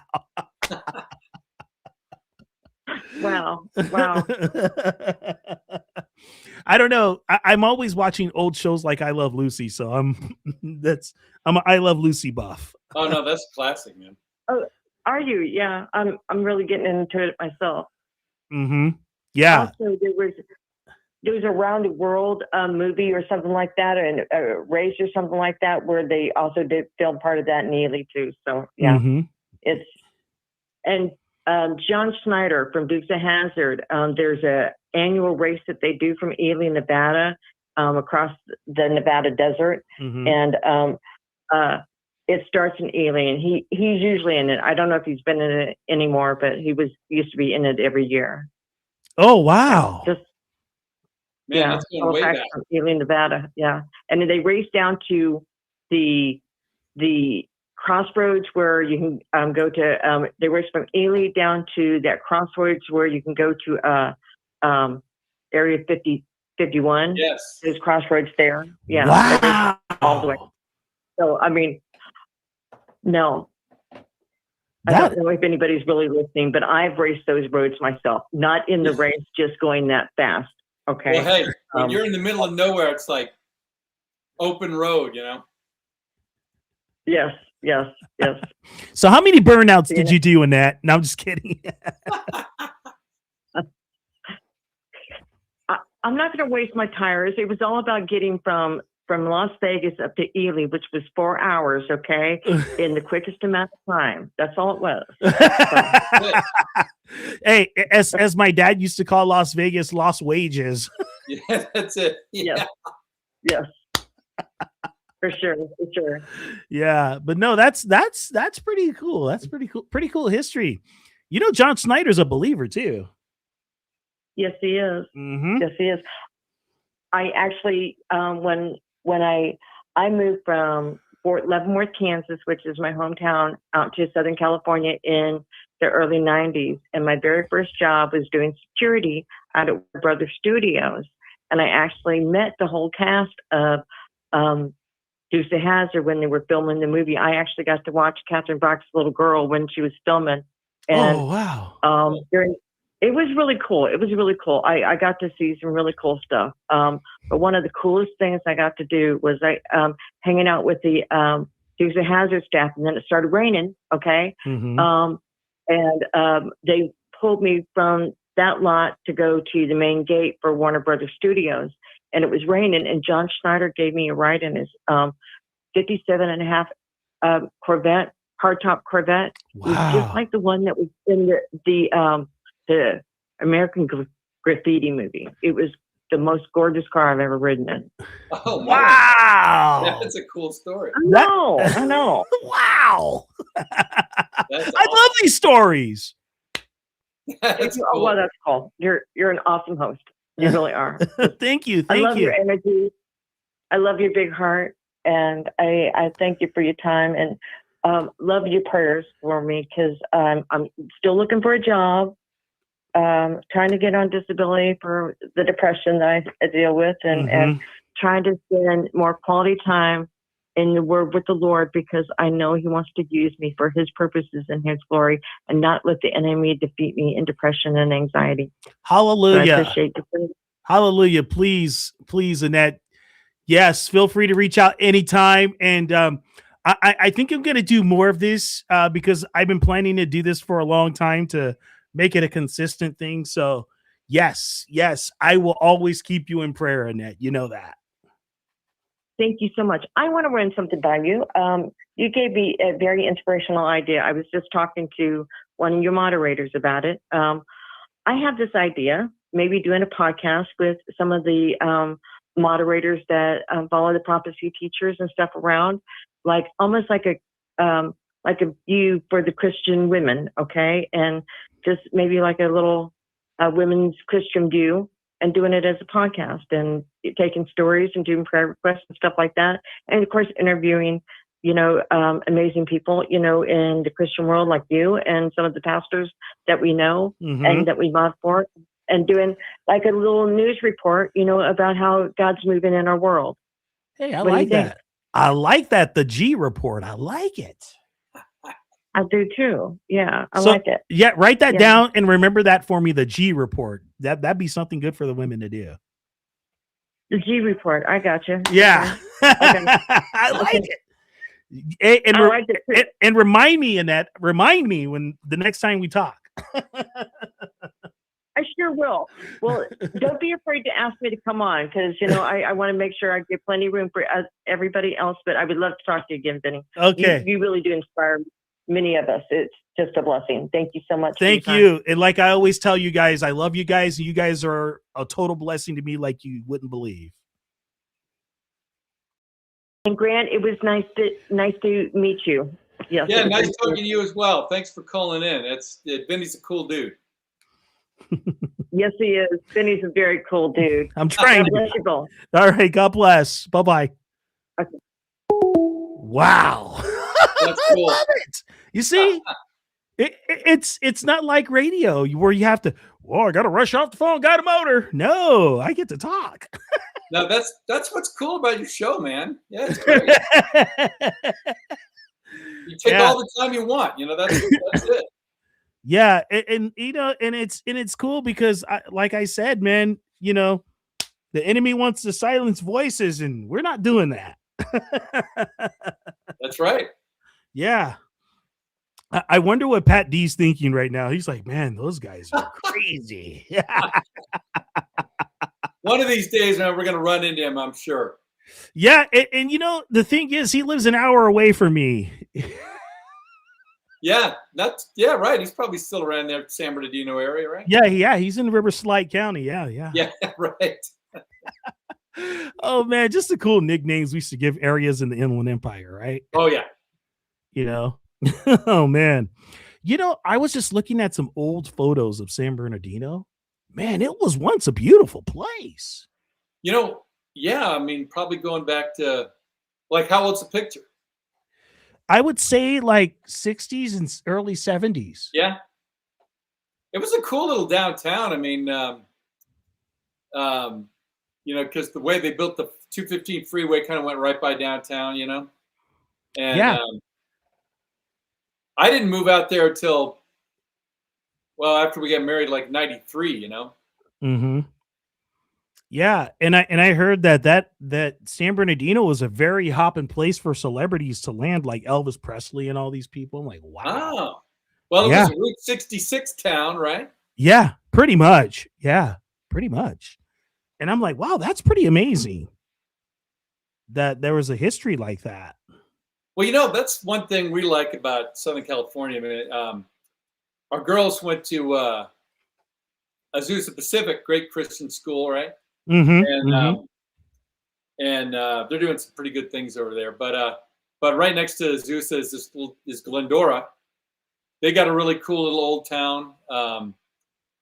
Downtown Orange has got a really up and coming kind of downtown area with a circle. There's a lot of towns, and when you're driving in Southern Cal, you're on the freeway, and you never know. You never know the history of some of these places until you take the off ramp and you get into almost any one of these little towns, suburbs.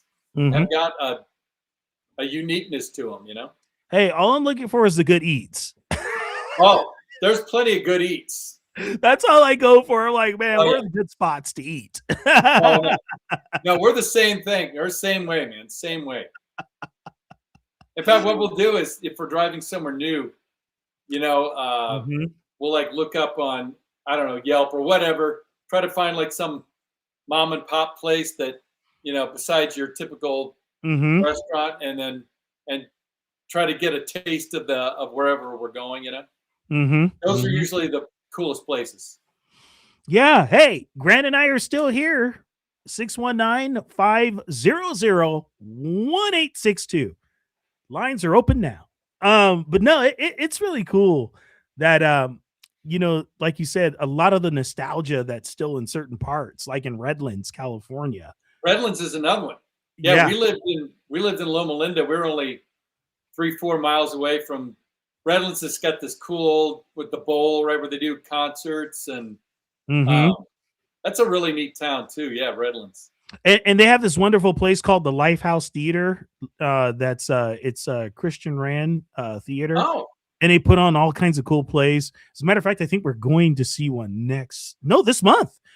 Yeah, my mother-in-law comes to town to visit, so it's gonna be fun. Yeah, I just thought about that on Valentine's Day. Go figure, right? Oh, sweet. So go see a show. That I didn't know they did that. We'll have to look them up. Yeah. Hold on. I think we get a caller. Let's see what we got here. Call from DJ Pat D in the mix. No way. Press 1 to send a No way. Yes, we are looking for Pat Schwab. Yeah, I'm looking for a Grant. I'm looking for a weatherman that can do radio. I don't know, man. I don't know where I could find him. I don't know, Lamont. Pat, how you doing? Is that Grant Wayman, you big dummy? Oh, man. Oh, Pat, man. I got to tell you, that I'm glad to stuff see you found you. was awesome, man. I'm watching you guys on YouTube right now. No way. Oh, man, what a conversation. It is good to hear you, Pat. Man, it was bringing back so many memories, man, of just like minimum wage paychecks from 99.1. $7 an hour, holler. Oh, that's what it was, or maybe even less, you know? Man, it's good to hear, Brent. I was like trying to find you, and I did a Google search. Like, he's a weatherman. No way. That's so cool. I know times changed right after I left KGGI. It took a couple of years, you know, but I got to tell you though, I still, you know, to this day, I still really love radio. And those days, that was really fun, man. Your stuff was great. So what did you save a lot of those air checks then? Yeah, I saved a lot of the air checks. I actually have some of the original Hot Mix reels, but I know they've been, very seasoned in different conditions, so I don't even know if they'll even play, you know? Well, yeah, because like the stuff we had from you was like these giant reel-to-reels that it was like 2 hours worth of music on these reel-to-reels. It's crazy. Yeah, I know. And what was crazy when I first started at KGGI, they had me recording it on a cassette deck. Oh, wow. Man.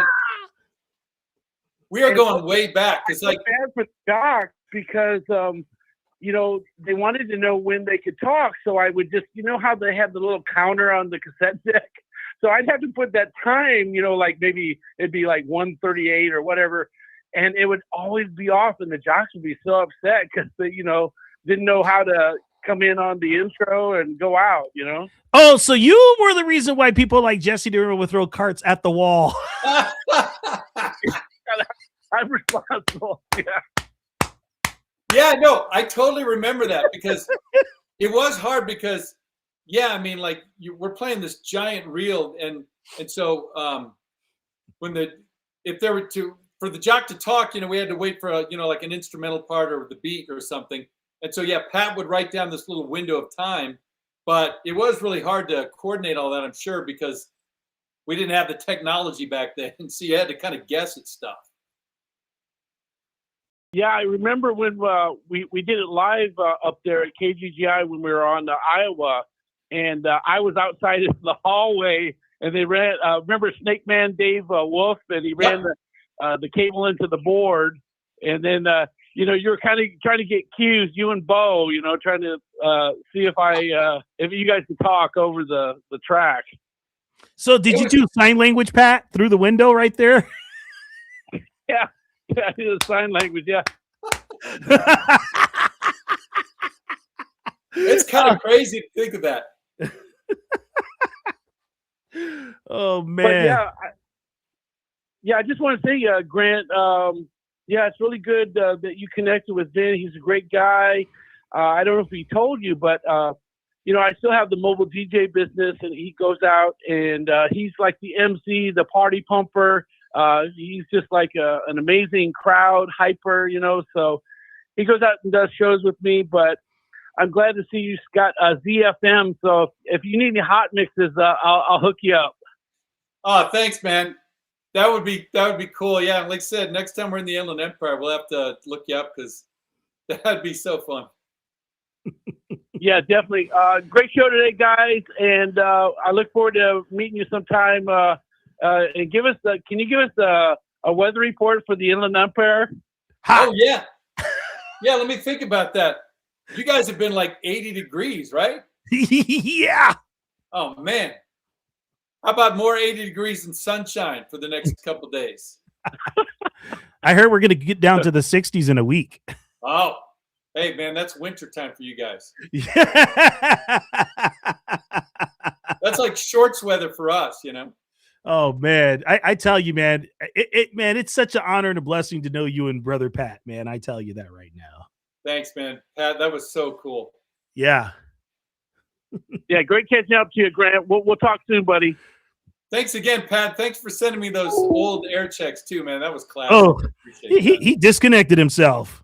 I didn't say you can go yet, Pat. Hey, he's still listening.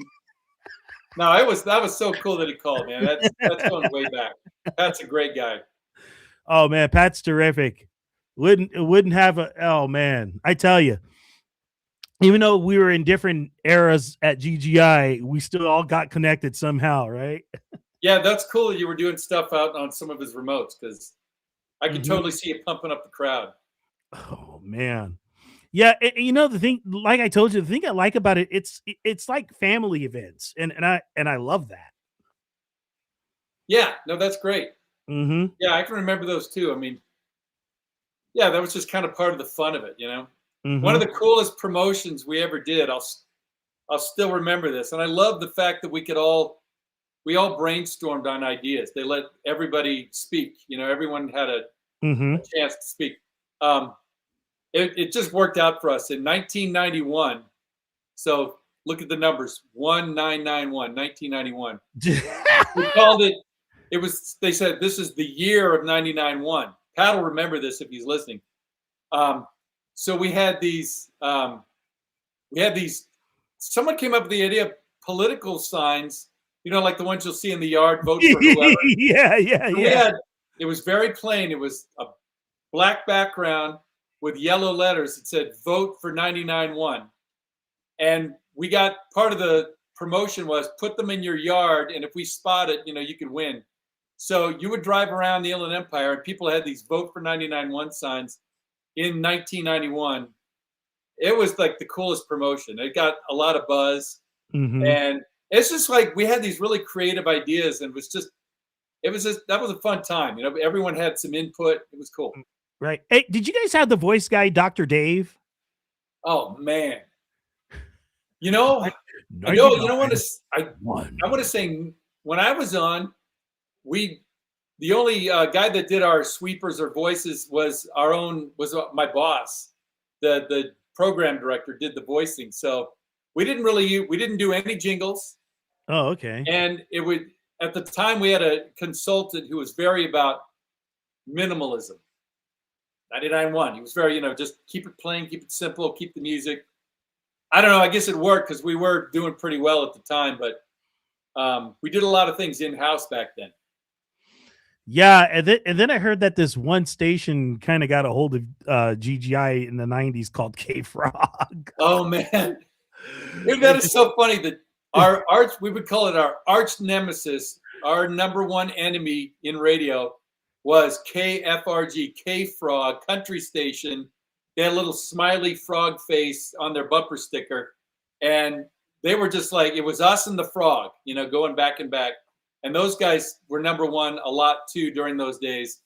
They were up and coming. Country was that was when country was kind of catching on in the 90s and it became more mainstream. Yeah. And it was popular. I was a big station. Yeah, as a matter of fact, I had a friend that worked at K-Frog. She did nights. And I don't think they were friends with me after what we did to them in PCI. No. It was something personal. It was just ratings. Hey, you got to do your thing, man. Yeah. So, and people were floored. They were actually shocked when we destroyed them and we became the number one station in the Inland Empire for like 9 to 10 years straight. Wow. That's amazing, man. Yeah. And that was crazy. I'm like, wow, I was a part of like total domination in the market era. That's good. Yeah. Cause like back I said, when it was always kind of neck and neck with us and K-Frog, but that's cool that the station went on to even bigger ratings. It was a great station. It got to a point to where they couldn't catch us. Gotta love that. Yeah. Yeah. That's so great. It's that foot on the gas mentality that you learn, huh? Oh, yeah. And then the music's always driven KGGI, right? I mean, you know. Yeah, and the personable thing that we did with the listeners too. Oh, no doubt. Yeah, I mean, that was sticker just stops were a big deal. Put it that way.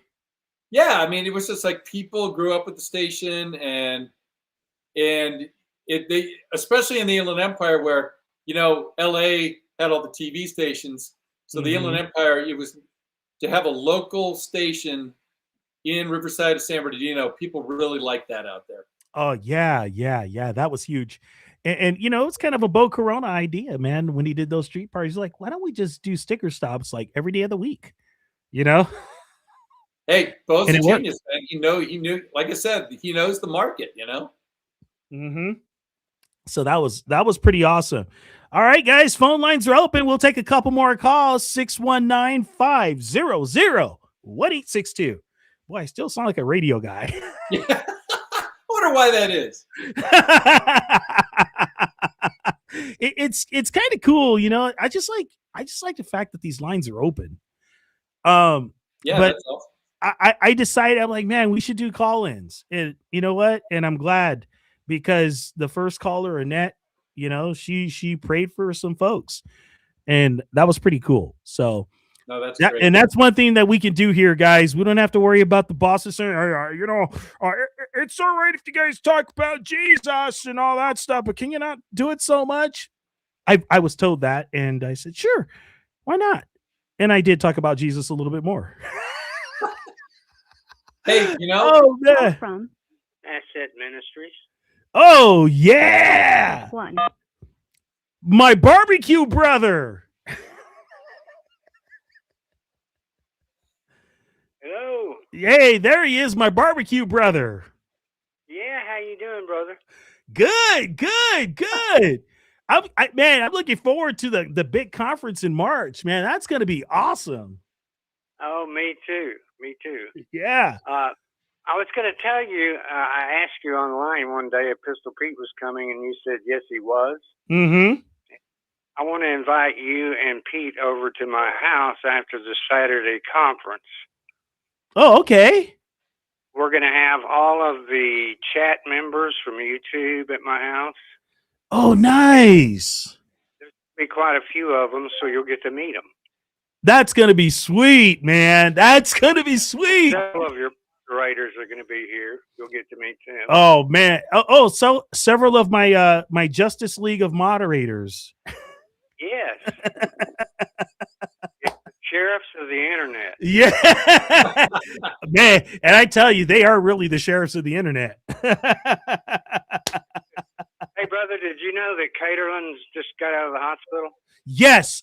She sent me an email yesterday, and I was like, oh, man, no wonder why. Because, Caterlin, she's never missing in action. Oh, yeah. And that, I got kind of worried. I'm like, and Kelly's going through a hard time too. Yeah. Lost her mom. Yeah. I was like, man. Yeah. My peeps. Caitlin's going to be for a week laying on her stomach. Yeah. So the surgery was successful, I take it? Yeah, she texted me a couple hours ago and said she was out and it went good. The tear was worse than they thought it was, but she would get back with me later. That's kind of all I know, really. Oh, okay. So basically, but they fixed the problem, I hope. Yes. Oh, yes. Thank God, man. I was kind of worried, man, because, the eyes are a very sensitive thing. I know. And that's all she does is sit and read chats all day. Yeah, she's like the operative. No. Really good at it, too. Yeah, no kidding, man. No kidding. Yeah, man. I'm just glad that it was the surgery wasn't successful, because I'm like, we need Caterlin back in the game. Yeah. She's mm-hmm. really good. Yeah, man. So that's kind of awesome. So you're having a nice little get together at the house, huh? Yes. We'll have some snacks and some food. Mm-hmm. And we're just going to sit around in the living room and sit and chat and get to know each other. Oh, man. Hey, you know what? We can all do nothing but talk, so that's good. Yeah. That's gonna be a long conversation. I'm glad you're doing a little bit of a different show. I have to tell you, brother, your shows were a little depressing there for a while. Hey, all bad news. I know, man. I'm like, I hate to be the bearer of bad news. So I'm like, let me do something that I've wanted to do, like something different. Yeah, well, I'm glad you did this today. It's a little more uplifting. Mm-hmm. Yeah, because I remember I was saying I want to take a little bit of a break from all the craziness going on. Right. I think everybody once in a while. Mm-hmm. Yeah. Yeah. No kidding. I mean, it's good to hear the news, but man, I just want to take a break. That's what you got to do. Yeah. Yeah. I said I want to take. I'm getting some of the speakers at the conference over as well. I don't know if they will come. I've already asked Pastor Kurt. He said with the conference activities, he didn't know if he would have enough free time to come or not, but he would if he. So, and then I haven't asked the other ones yet because I haven't talked to them. But anyway, hopefully they can come, so at least some of them. Yeah. You know what? Why don't we ask Pete Garcia? I'm going to put him on the spot when he's on with me next week. Have two Pete and confuse everybody. Yeah, Pete Garcia. I think that'd be kind of cool to ask him, huh? Yeah. Because Pete's up for food. Yeah. Well, Food's pretty much. Good. What do we say? Food, and we talk about Bible and food. Yeah, that's what we're gonna do. That's gonna be cool, man. And on behalf of Pistol Pete, he gladly accepts the invitation. Oh, great! Well, tell him thank you when you see him again. Yes, I will. Man, I'm looking forward to the time that we're all going to spend in fellowship, man. That's going to be so fun. Yeah, it's going to be nice. It's going to be nice. Yes. I've Yes. met several of the people that are coming already, but quite a few of them I haven't met. So it'll be a time of getting to know each other. Oh yeah, and you know what? That would make it that much better too. Yeah, it's always a blessing to get to know these people personally. It kind of like seals a deal or something. I don't know how to explain it. Yeah, it is a deal sealer, to be honest with you. Yeah. Really. It's like, okay, cool. We'll recognize each other in the new heaven and new earth. Yep. Oh, man. Yeah, but man, we're going to be up for that barbecue, brother. Oh, yeah. Yeah. Are you staying all the way through Sunday? Yes, we're actually going to stay until Monday. Okay. Okay, good. Mm-hmm. Yeah. So today, I don't know if you've seen his schedule yet or not, but Friday doesn't start until afternoon. So we couldn't do lunch that day, but maybe on Saturday or Sunday we can go get that devil spit burger. Oh man, remember I tried that, man? It was wow. Oh man. Best hamburger I've ever eaten. Yeah, that was delicious. I was like, man, they threw everything but the kitchen sink at this thing. Yeah, it was good. Well, I'm going to let you go, brother, and let somebody else call in. You have a blessed day. I love you, and I'll see you in March. All right, love you, brother. Bye-bye. Bye-bye. Man, see, Grant, I tell you, bro, this is awesome, right? That's so cool. So that's the conference that you've been advertising, right? Yes. Man. And it's like $35 for the whole weekend. Oh, wow. Yeah. And it's like 3 days of speakers, and I'll be doing live broadcasts from there for the post and pre. So it's going to be fun. Awesome. Yeah, it's going to be fun. Yeah. Lost Wages. Lost Wages, Nevada. Yeah. Yeah. David, Asset Ministries is one of my main moderators. Well, actually they all are. They're all like the Troll Patrol, and Stacy is one of my Troll Patrollers too. She's a good moderator too. And that's sweet. Yeah, these are just wonderful folks. And to meet some of them in person is going to be great. I haven't met Stacy yet, but I have met David already. As you can tell, we talked about barbecue. Yeah, really. We're gonna get queued up. I tell you, bro, it's gonna be fun. Yeah, we're gonna queue it up, and it was so cool, man. Just so cool. I tell you, God opens a lot of doors, man, and these are some great doors of fellowship. No, that's a cool thing, man. The people you can connect with when you're doing a show like this, that's Mhm. awesome. Yeah. Yeah. And I was like, and I told Pat that I was going to have you on, and he was like, no way. I'm like, yeah, way. Yeah, way, bro. I got to tell you, that was so cool for him to call. And like I said, also Bo Corona, my guy that I worked with for several years, he actually DJ'd our wedding too. And yeah, I remember your wife telling us that. I was like, what? Yeah, he's such a cool dude. And yeah, like I said, I've lost touch with him, but hey, maybe I can reach out to him one of these days here. That's pretty cool. Yeah, he's a really cool guy. Yeah. That guy, oh man. Yeah, he has a terrific family. The last time I had seen him, he had a wife and 2 daughters, and man, just terrific family, bro. Just terrific. Awesome. Mm-hmm. Yeah. So I was like, man, this is my kind of guy, man. He's a good dude. Yeah, and he knows how to barbecue. Oh, yeah. Carne asada, probably. Man, he made this awesome salmon one time when I went to his house. Oh. It was grilled salmon, man. And he said he let it marinate for a while, I think. And I was like, wow. Oh, man. I bet it was good. Yeah. It put it this way. When you put your fork, you can cut it with a fork. Put it that way. That's good. That's when you know it's good. Mm-hmm. Yeah. Yeah. So, yeah, it's cool. We'll take one more call.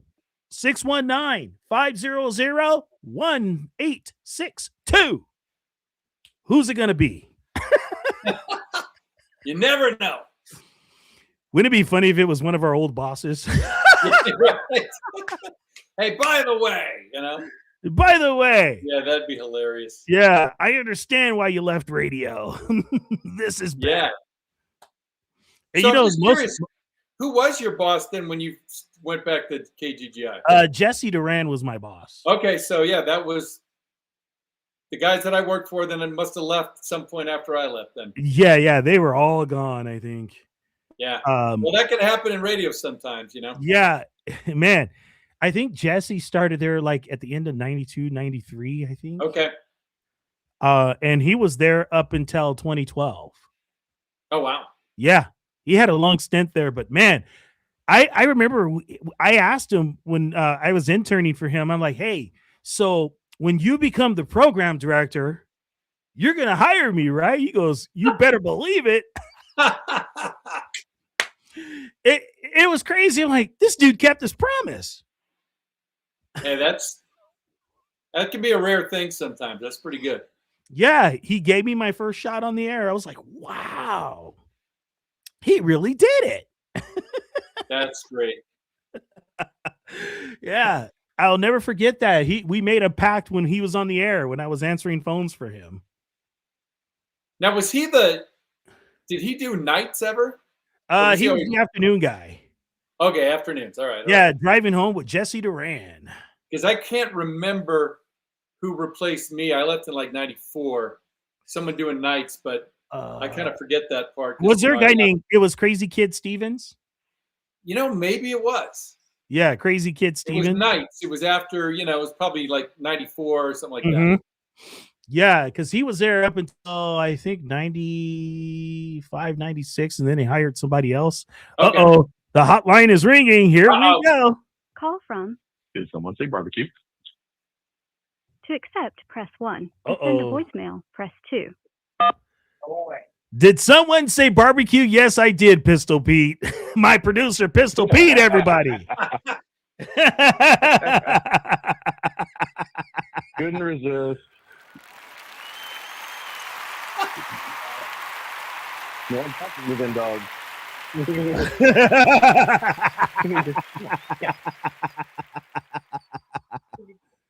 Woo! Right now, cutting myself. Oh man! So you heard the invitation from Asset Ministries barbecue. I did. Yeah. Now I'm really getting hungry. I was like, "Yeah, we're right." Hey, hey. As a matter of fact, it's like 1800 hours your time, isn't it, Grant? Yeah. It is a little after. I'm an hour ahead of you guys. That's right. You're an hour ahead.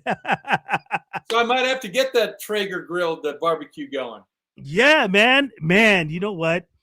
I was thinking. I think in August we're gonna go to Idaho, and I'm thinking we might drive through Utah this time around. Oh, well, let us know. Yeah, because I'm like, man, that would be kind of cool. Make a pit stop. Oh yeah, definitely, that'd be great. Yeah. No, we've got a Traeger. The brand is based out here in Salt Lake, so it's kind of a smoker, used like wood pellet smoker. Anyway, it's pretty good. Wow. See, Pete, he's talking about using the smoker. I mean, I am no barbecuing expert, man. I'm not doing anything fancy or anything like that. But it does make it taste pretty good. A lot of people at work would like those. Yeah. No, yeah, they're pretty good. They're pretty easy. You just kind of turn the dial and kind of leave it alone, Yeah, it kind of made me laugh when one of them bought one that actually hooks up to his Wi-Fi, gives him alerts on his phone. I'm like, that seems a little much. Yeah, right. You could like take it with you, and it's just like telling you the temperature or whatever. Yeah, like your barbecue is up to temperature. You need to refill pellets. I'm like, oh my goodness. That's a little too much technology right there. Yeah, man, that's messing up the barbecue experience. Yeah, right. That's messing up a barbecue. Maybe go to his house and put him a Wi-Fi access point up so that his barbecue could connect. Oh wow! Yeah, that's a little much. Oh yeah. Yeah. Well, I mean, it's one of the ones that I had spare, so it's not like it cost him much. He needed something that was a little older than what he had. Oh man, that's incredible. Man. Oh man, Pete, man, you ready for this conference, bro? This is going to be a crazy one, bro. Oh yeah, I've already been shopping for the hotel rooms. Oh. Unfortunately, we are not going to be able to stay at the same place. No, huh? Nope, they have no availability on one of the days would be there. Oh wow, that's insane. I thought so too. Yeah, they're Saturday. They're booked up for some reason. You're the only one I know. Yeah, no kidding. Yikes. Well, we'll have to figure out something. Plan B. Mm-hmm. Yep. Well, I've already been shopping places. Yeah. Hey, that's a big weekend.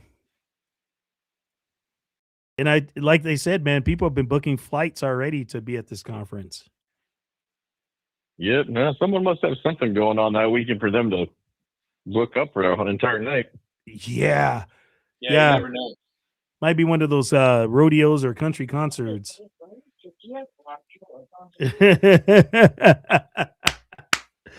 Oh man, dude. So yeah, it's going to be a big weekend though. So I think it's going to be good. Yeah. Asset Ministries, bro. He was like, yeah, you guys are going to be drenched in barbecue. I'm like, oh, nice. Yeah, I'll take that. Yeah. I'll take some barbecue. Oh, heck yeah. Always up for barbecue. Oh, man. And yeah, that burger is dang tasty. I've had that one before. Yeah, that was cool, wasn't it? Mm-hmm. Oh, man. Yeah. See, I tell you, Grant, I love talking about food. Yeah. Hey, that's a good thing to talk about sometimes. Yeah. As a matter of fact, I wonder what's for dinner today. In-N-Out burger. No. Yes. I don't know. Going there soon, I could tell you that. Yeah, I am. Pretty soon. A lot of times, like after church, and Yeah. in and out part of the tradition. Yeah. I think pretty soon, Pete, In-N-Out's probably going to be a sponsor. We're talking about it so much. Yeah. Call them up. Yeah, that would be cool. I know, man. Hey, that's what a hamburger's all about. That's right. Yeah. See, I just did your promo for you, In-N-Out. Hey, Schneider, get a hold of me. All of a sudden, she's like, you rang. Oops. Ready and willing. Keep those Bible verses. Yes. Right. Amen. Yeah. Yeah, that's crazy. They wanted her to take those Bible verses off, and she's like, absolutely not. Yeah, that's good on her. great. Yeah. So, yeah, it makes me love In-N-Out Burger even more. Me too. Yeah. Oh, man, a 4x4 with a toasted bun. Perfect. They got that whole secret menu thing, Yeah. The Flying Dutchman, I've had that. And they have the fry, there's like this animal style fry on the secret menu with the chopped up burger meat in it. Yeah, we had to look up we were looking it up online because we didn't even know all the different things. And I'm like, man, I couldn't believe all the stuff we didn't even know was on the secret menu. And the way they load them up too, right? Oh yeah. Oh. You get pepperoncinis on your fries. Yeah. There was one where I forget what it was, but you could ask for like extra hot fries, like the fries like right off the fryer, And I'm thinking that's the best way to eat them. Like they're best when they're hot, you got to eat them like right away. Eat them when they're engulfed. Okay, that I have to try. How do you want your fries engulfed? Yeah. Oh man. Yeah, Pete. So I think we have to get ready for our pastry tour coming up soon. Oh, absolutely. Yeah, I've been really thinking about these pastries that we need to get. So yeah, then we got to figure out if we're going to our normal place or somewhere new. Probably somewhere new, probably, huh? Yeah, we'll have to venture out. Maybe we'll go to Rancho this time. Ooh, is there a bakery out there? All kinds of restaurants and stuff out there. Worth a look. Yeah. I heard there's a bakery that's in Moreno Valley, too. Oh, that's close, too. Nice. Yeah. So, well, it all depends on who owns the bakery. Right. Hopefully they didn't close in protest. Yeah, right. And you're welcome, everybody. If you weren't hungry before, you probably are now. Courtesy of the VinDog Radio Network.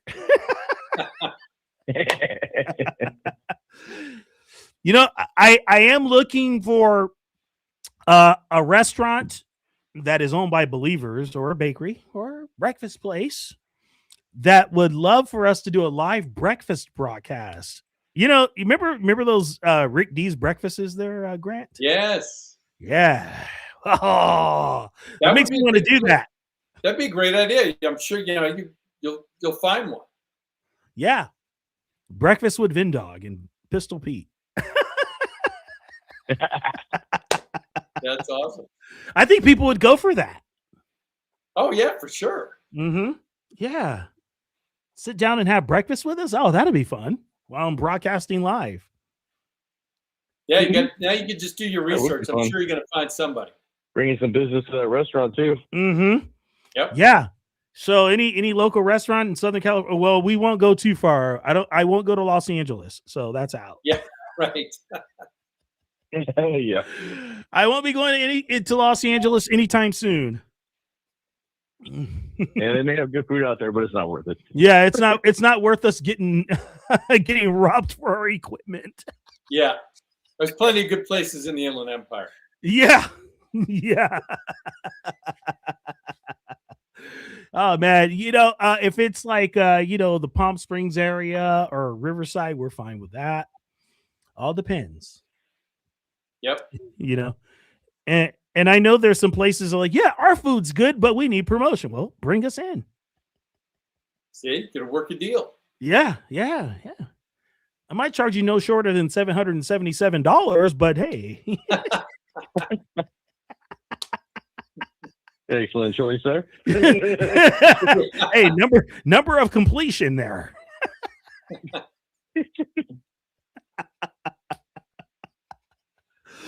Oh man, I tell you, man, we just do not get unplugged in these parts.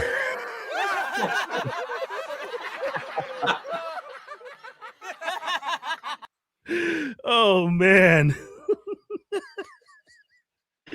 Oh man, that's just wrong. Pete, you knew where I went with that one. Yeah.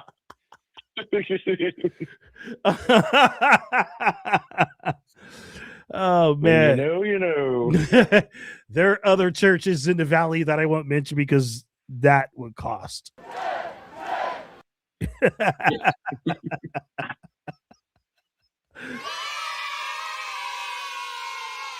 See, even the kids were happy about that. Yeah, I noticed them playing in the background. They're a little low, but yeah. He's on the phone. Oh man, that was comedy, man. No, but man, this was great today, man. This was great. I'm just glad that this show happened today. Wow. Your asset ministry is like, man, you know, I was starting to get a little depressed. I was like, oh no. There's a lot of doom and gloom. Hey, that's the way the news biz is sometimes, though, right? You know. Yeah. But you're right. You gotta break it up. You know. Yeah, I'm like, man, I can't do any more doomsday reports. Yeah. Well, man, I enjoyed being on, man. I appreciate you. Oh man, I'm glad that we finally got it together because I know you guys were doing a little bit of traveling still too. So I'm like, oh man, yeah. Maybe when I get home, we get to do this. Yeah, January was birthday month. 3 of my 2 daughters and me all January birthdays. So we all kind of usually celebrate at the same time. Hey, and you know, one thing your daughters can do that I can't do is how they decorated those glasses. Oh, I'm like, I'm a radio guy, so I wouldn't be able to do that. So, yeah, no, I can't do that stuff either. Yeah, every night with Vin and the Deafblind Potter. Yeah, artsy. Yeah. Yeah. Yeah, I'm like, man, they can do a better job. You know. No, yeah, they got those skills from my wife. It definitely did not come from me. Mm-hmm. Yeah. I even tell my wife, you can do better things that I can't do. I can't do that. I can't paint a glass. I'm a little too impatient for something like that. Yeah. Might break or something. Yeah, I can't do it either. I'm like, if you want me to run a board or help build a transmitter, I might be able to have the patience for that. Yeah. Exactly. You want something like that or fix a computer? Yeah, that's my game. yeah, that's your gig. Yeah, big time. Yeah, that's Pistol Pete's gig, guys. Yeah. Sorry, I had to blame you the other day for shooting from the hip. Oh, that was funny. You had me cracking up on my drive home with that. Not to mention, not only what you said, but the timing, because you know that's my drive home. So it's like I can't respond. and you know, see, guys, you don't know he has access to the show, so even when he's on the drive, he can still push a couple of buttons for me.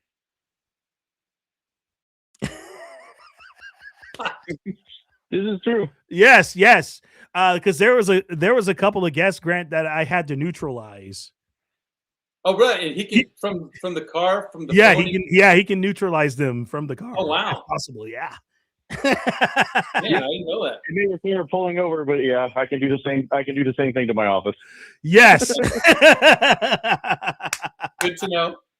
Yeah, we were thinking about having like this blow up effect when we get rid of the guest with a neutralizer effect. Just one button.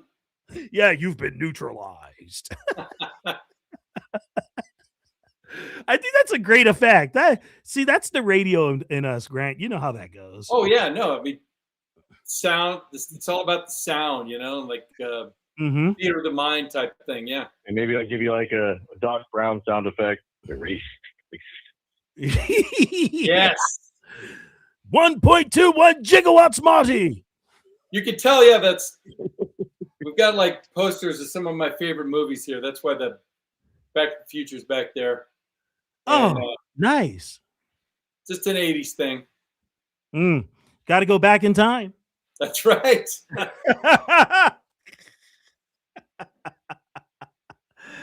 Oh man, I'm just excited about today's show. Today's show was great. Yeah, man, it was really fun. Like I said, thanks for having me on, man. Yeah, absolutely. So you got to do this again too. We got to do one again. Just let me know. Yeah. And maybe I'll pull up some more television clips or for radio shows like that one morning show you were on. Oh man, that's crazy. It's just like, it's kind of like what is that? This Is Your Life kind of show, whatever. Yeah. There's some of that stuff I have not seen in a long time. I love the Ask Grant segment, so I had to put those two together. Hey, that was cool. I don't know. Yeah, those were funny too. Yeah, and I'm like, man, I barely remember. I think that was like not too much. It was kind of toward before I retired when they did that, but that was fun. Yeah. And the one guy, he was trying not to laugh too hard. He was trying to keep his composure. Yeah, that guy, he was a good dude. He was that was a news radio station, and he was the co-host. Yeah. Oh man, they seem like really cool folks. Yeah, no, it was a good place. And the television people that you worked with. Oh yeah, no, it was good times. It was a good long run. And the station had a lot of history here in town. And the one lady that you had the conversation with on the last day, that was really cool. Yeah, they did a really neat piece for me before I left. It was really well done. Yeah. Were they shocked when you said you were going to retire? That's my question. I think some people were for sure. Yeah. They're like, what? No. Yeah, it's funny. And every once in a while, might still run into somebody at a restaurant, who's, oh yeah, we used to love watching, that's just, it's fun. That was kind of the fun part of the job for sure, So what if they say, hey, Grant, we need to do a fill-in one day? Yeah. Now, I got to tell you, I love radio now. I got rid of all my suits, I don't think I even have a tie anymore. So I don't know if I could do it, I bought a sport jacket off of Amazon, guys. It didn't fit. It was too small on my arms. Oh.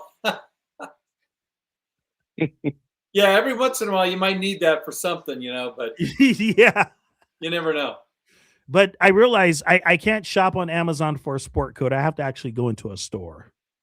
For that kind of thing, you got to go and try it on. Yeah. Yeah, because when I got it, I'm like, I really don't like the way it looks. So it's hard to buy clothes online, man. You have no idea what's going to fit until you put it on, Yeah. I bought some slippers online from a certain store. I won't mention any names, but I got them in the mail and they did not fit well. And let's just say when I took it back to the store, I left it at the front door and I got my refund still. I didn't go inside the store. Yeah. Well, at least you got it back. Yeah. And the person that worked there, he knew me. He was like,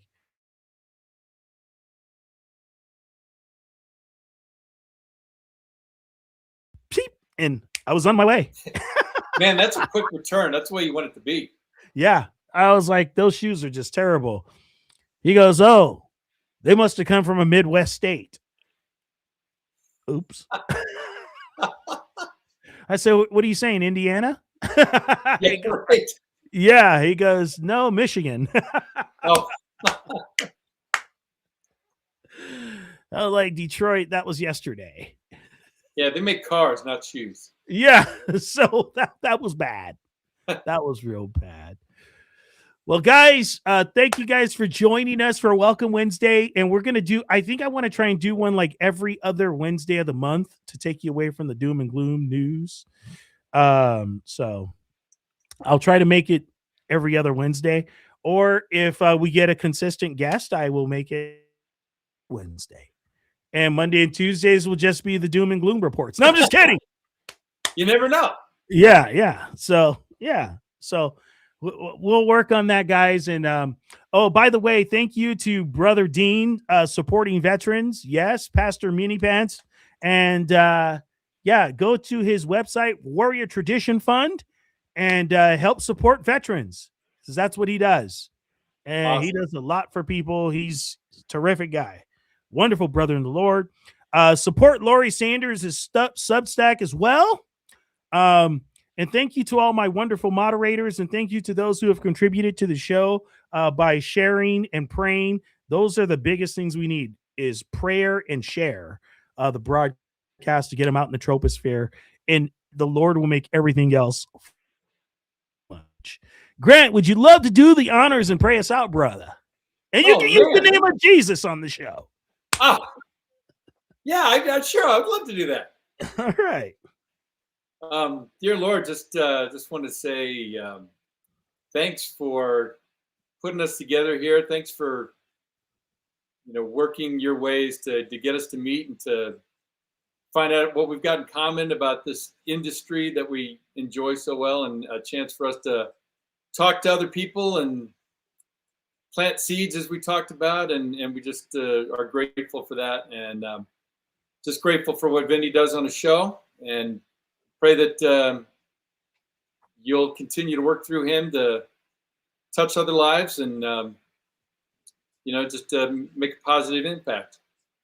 And in your name we pray, amen. Amen. Jesus loves you, and so do I. Thank you guys for joining us. Thanks, Vinny. Yes, absolutely, Grant. Thank you, brother. Take care, ladies and gentlemen. We will see you soon. Follow us on all of the socials at VinDog Radio. We'll be right back with more VinDog Radio Live after this. Yes, sir!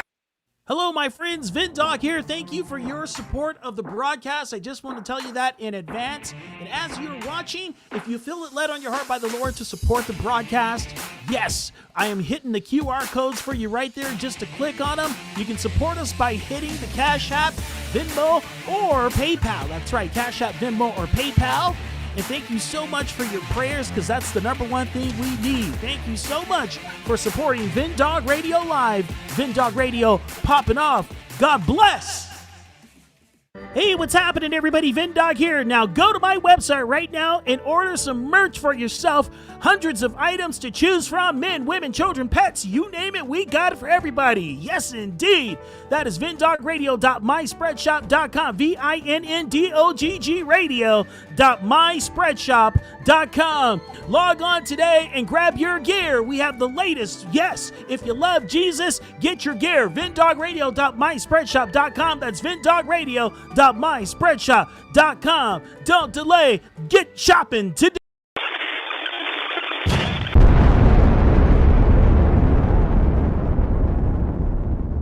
VinDog Radio.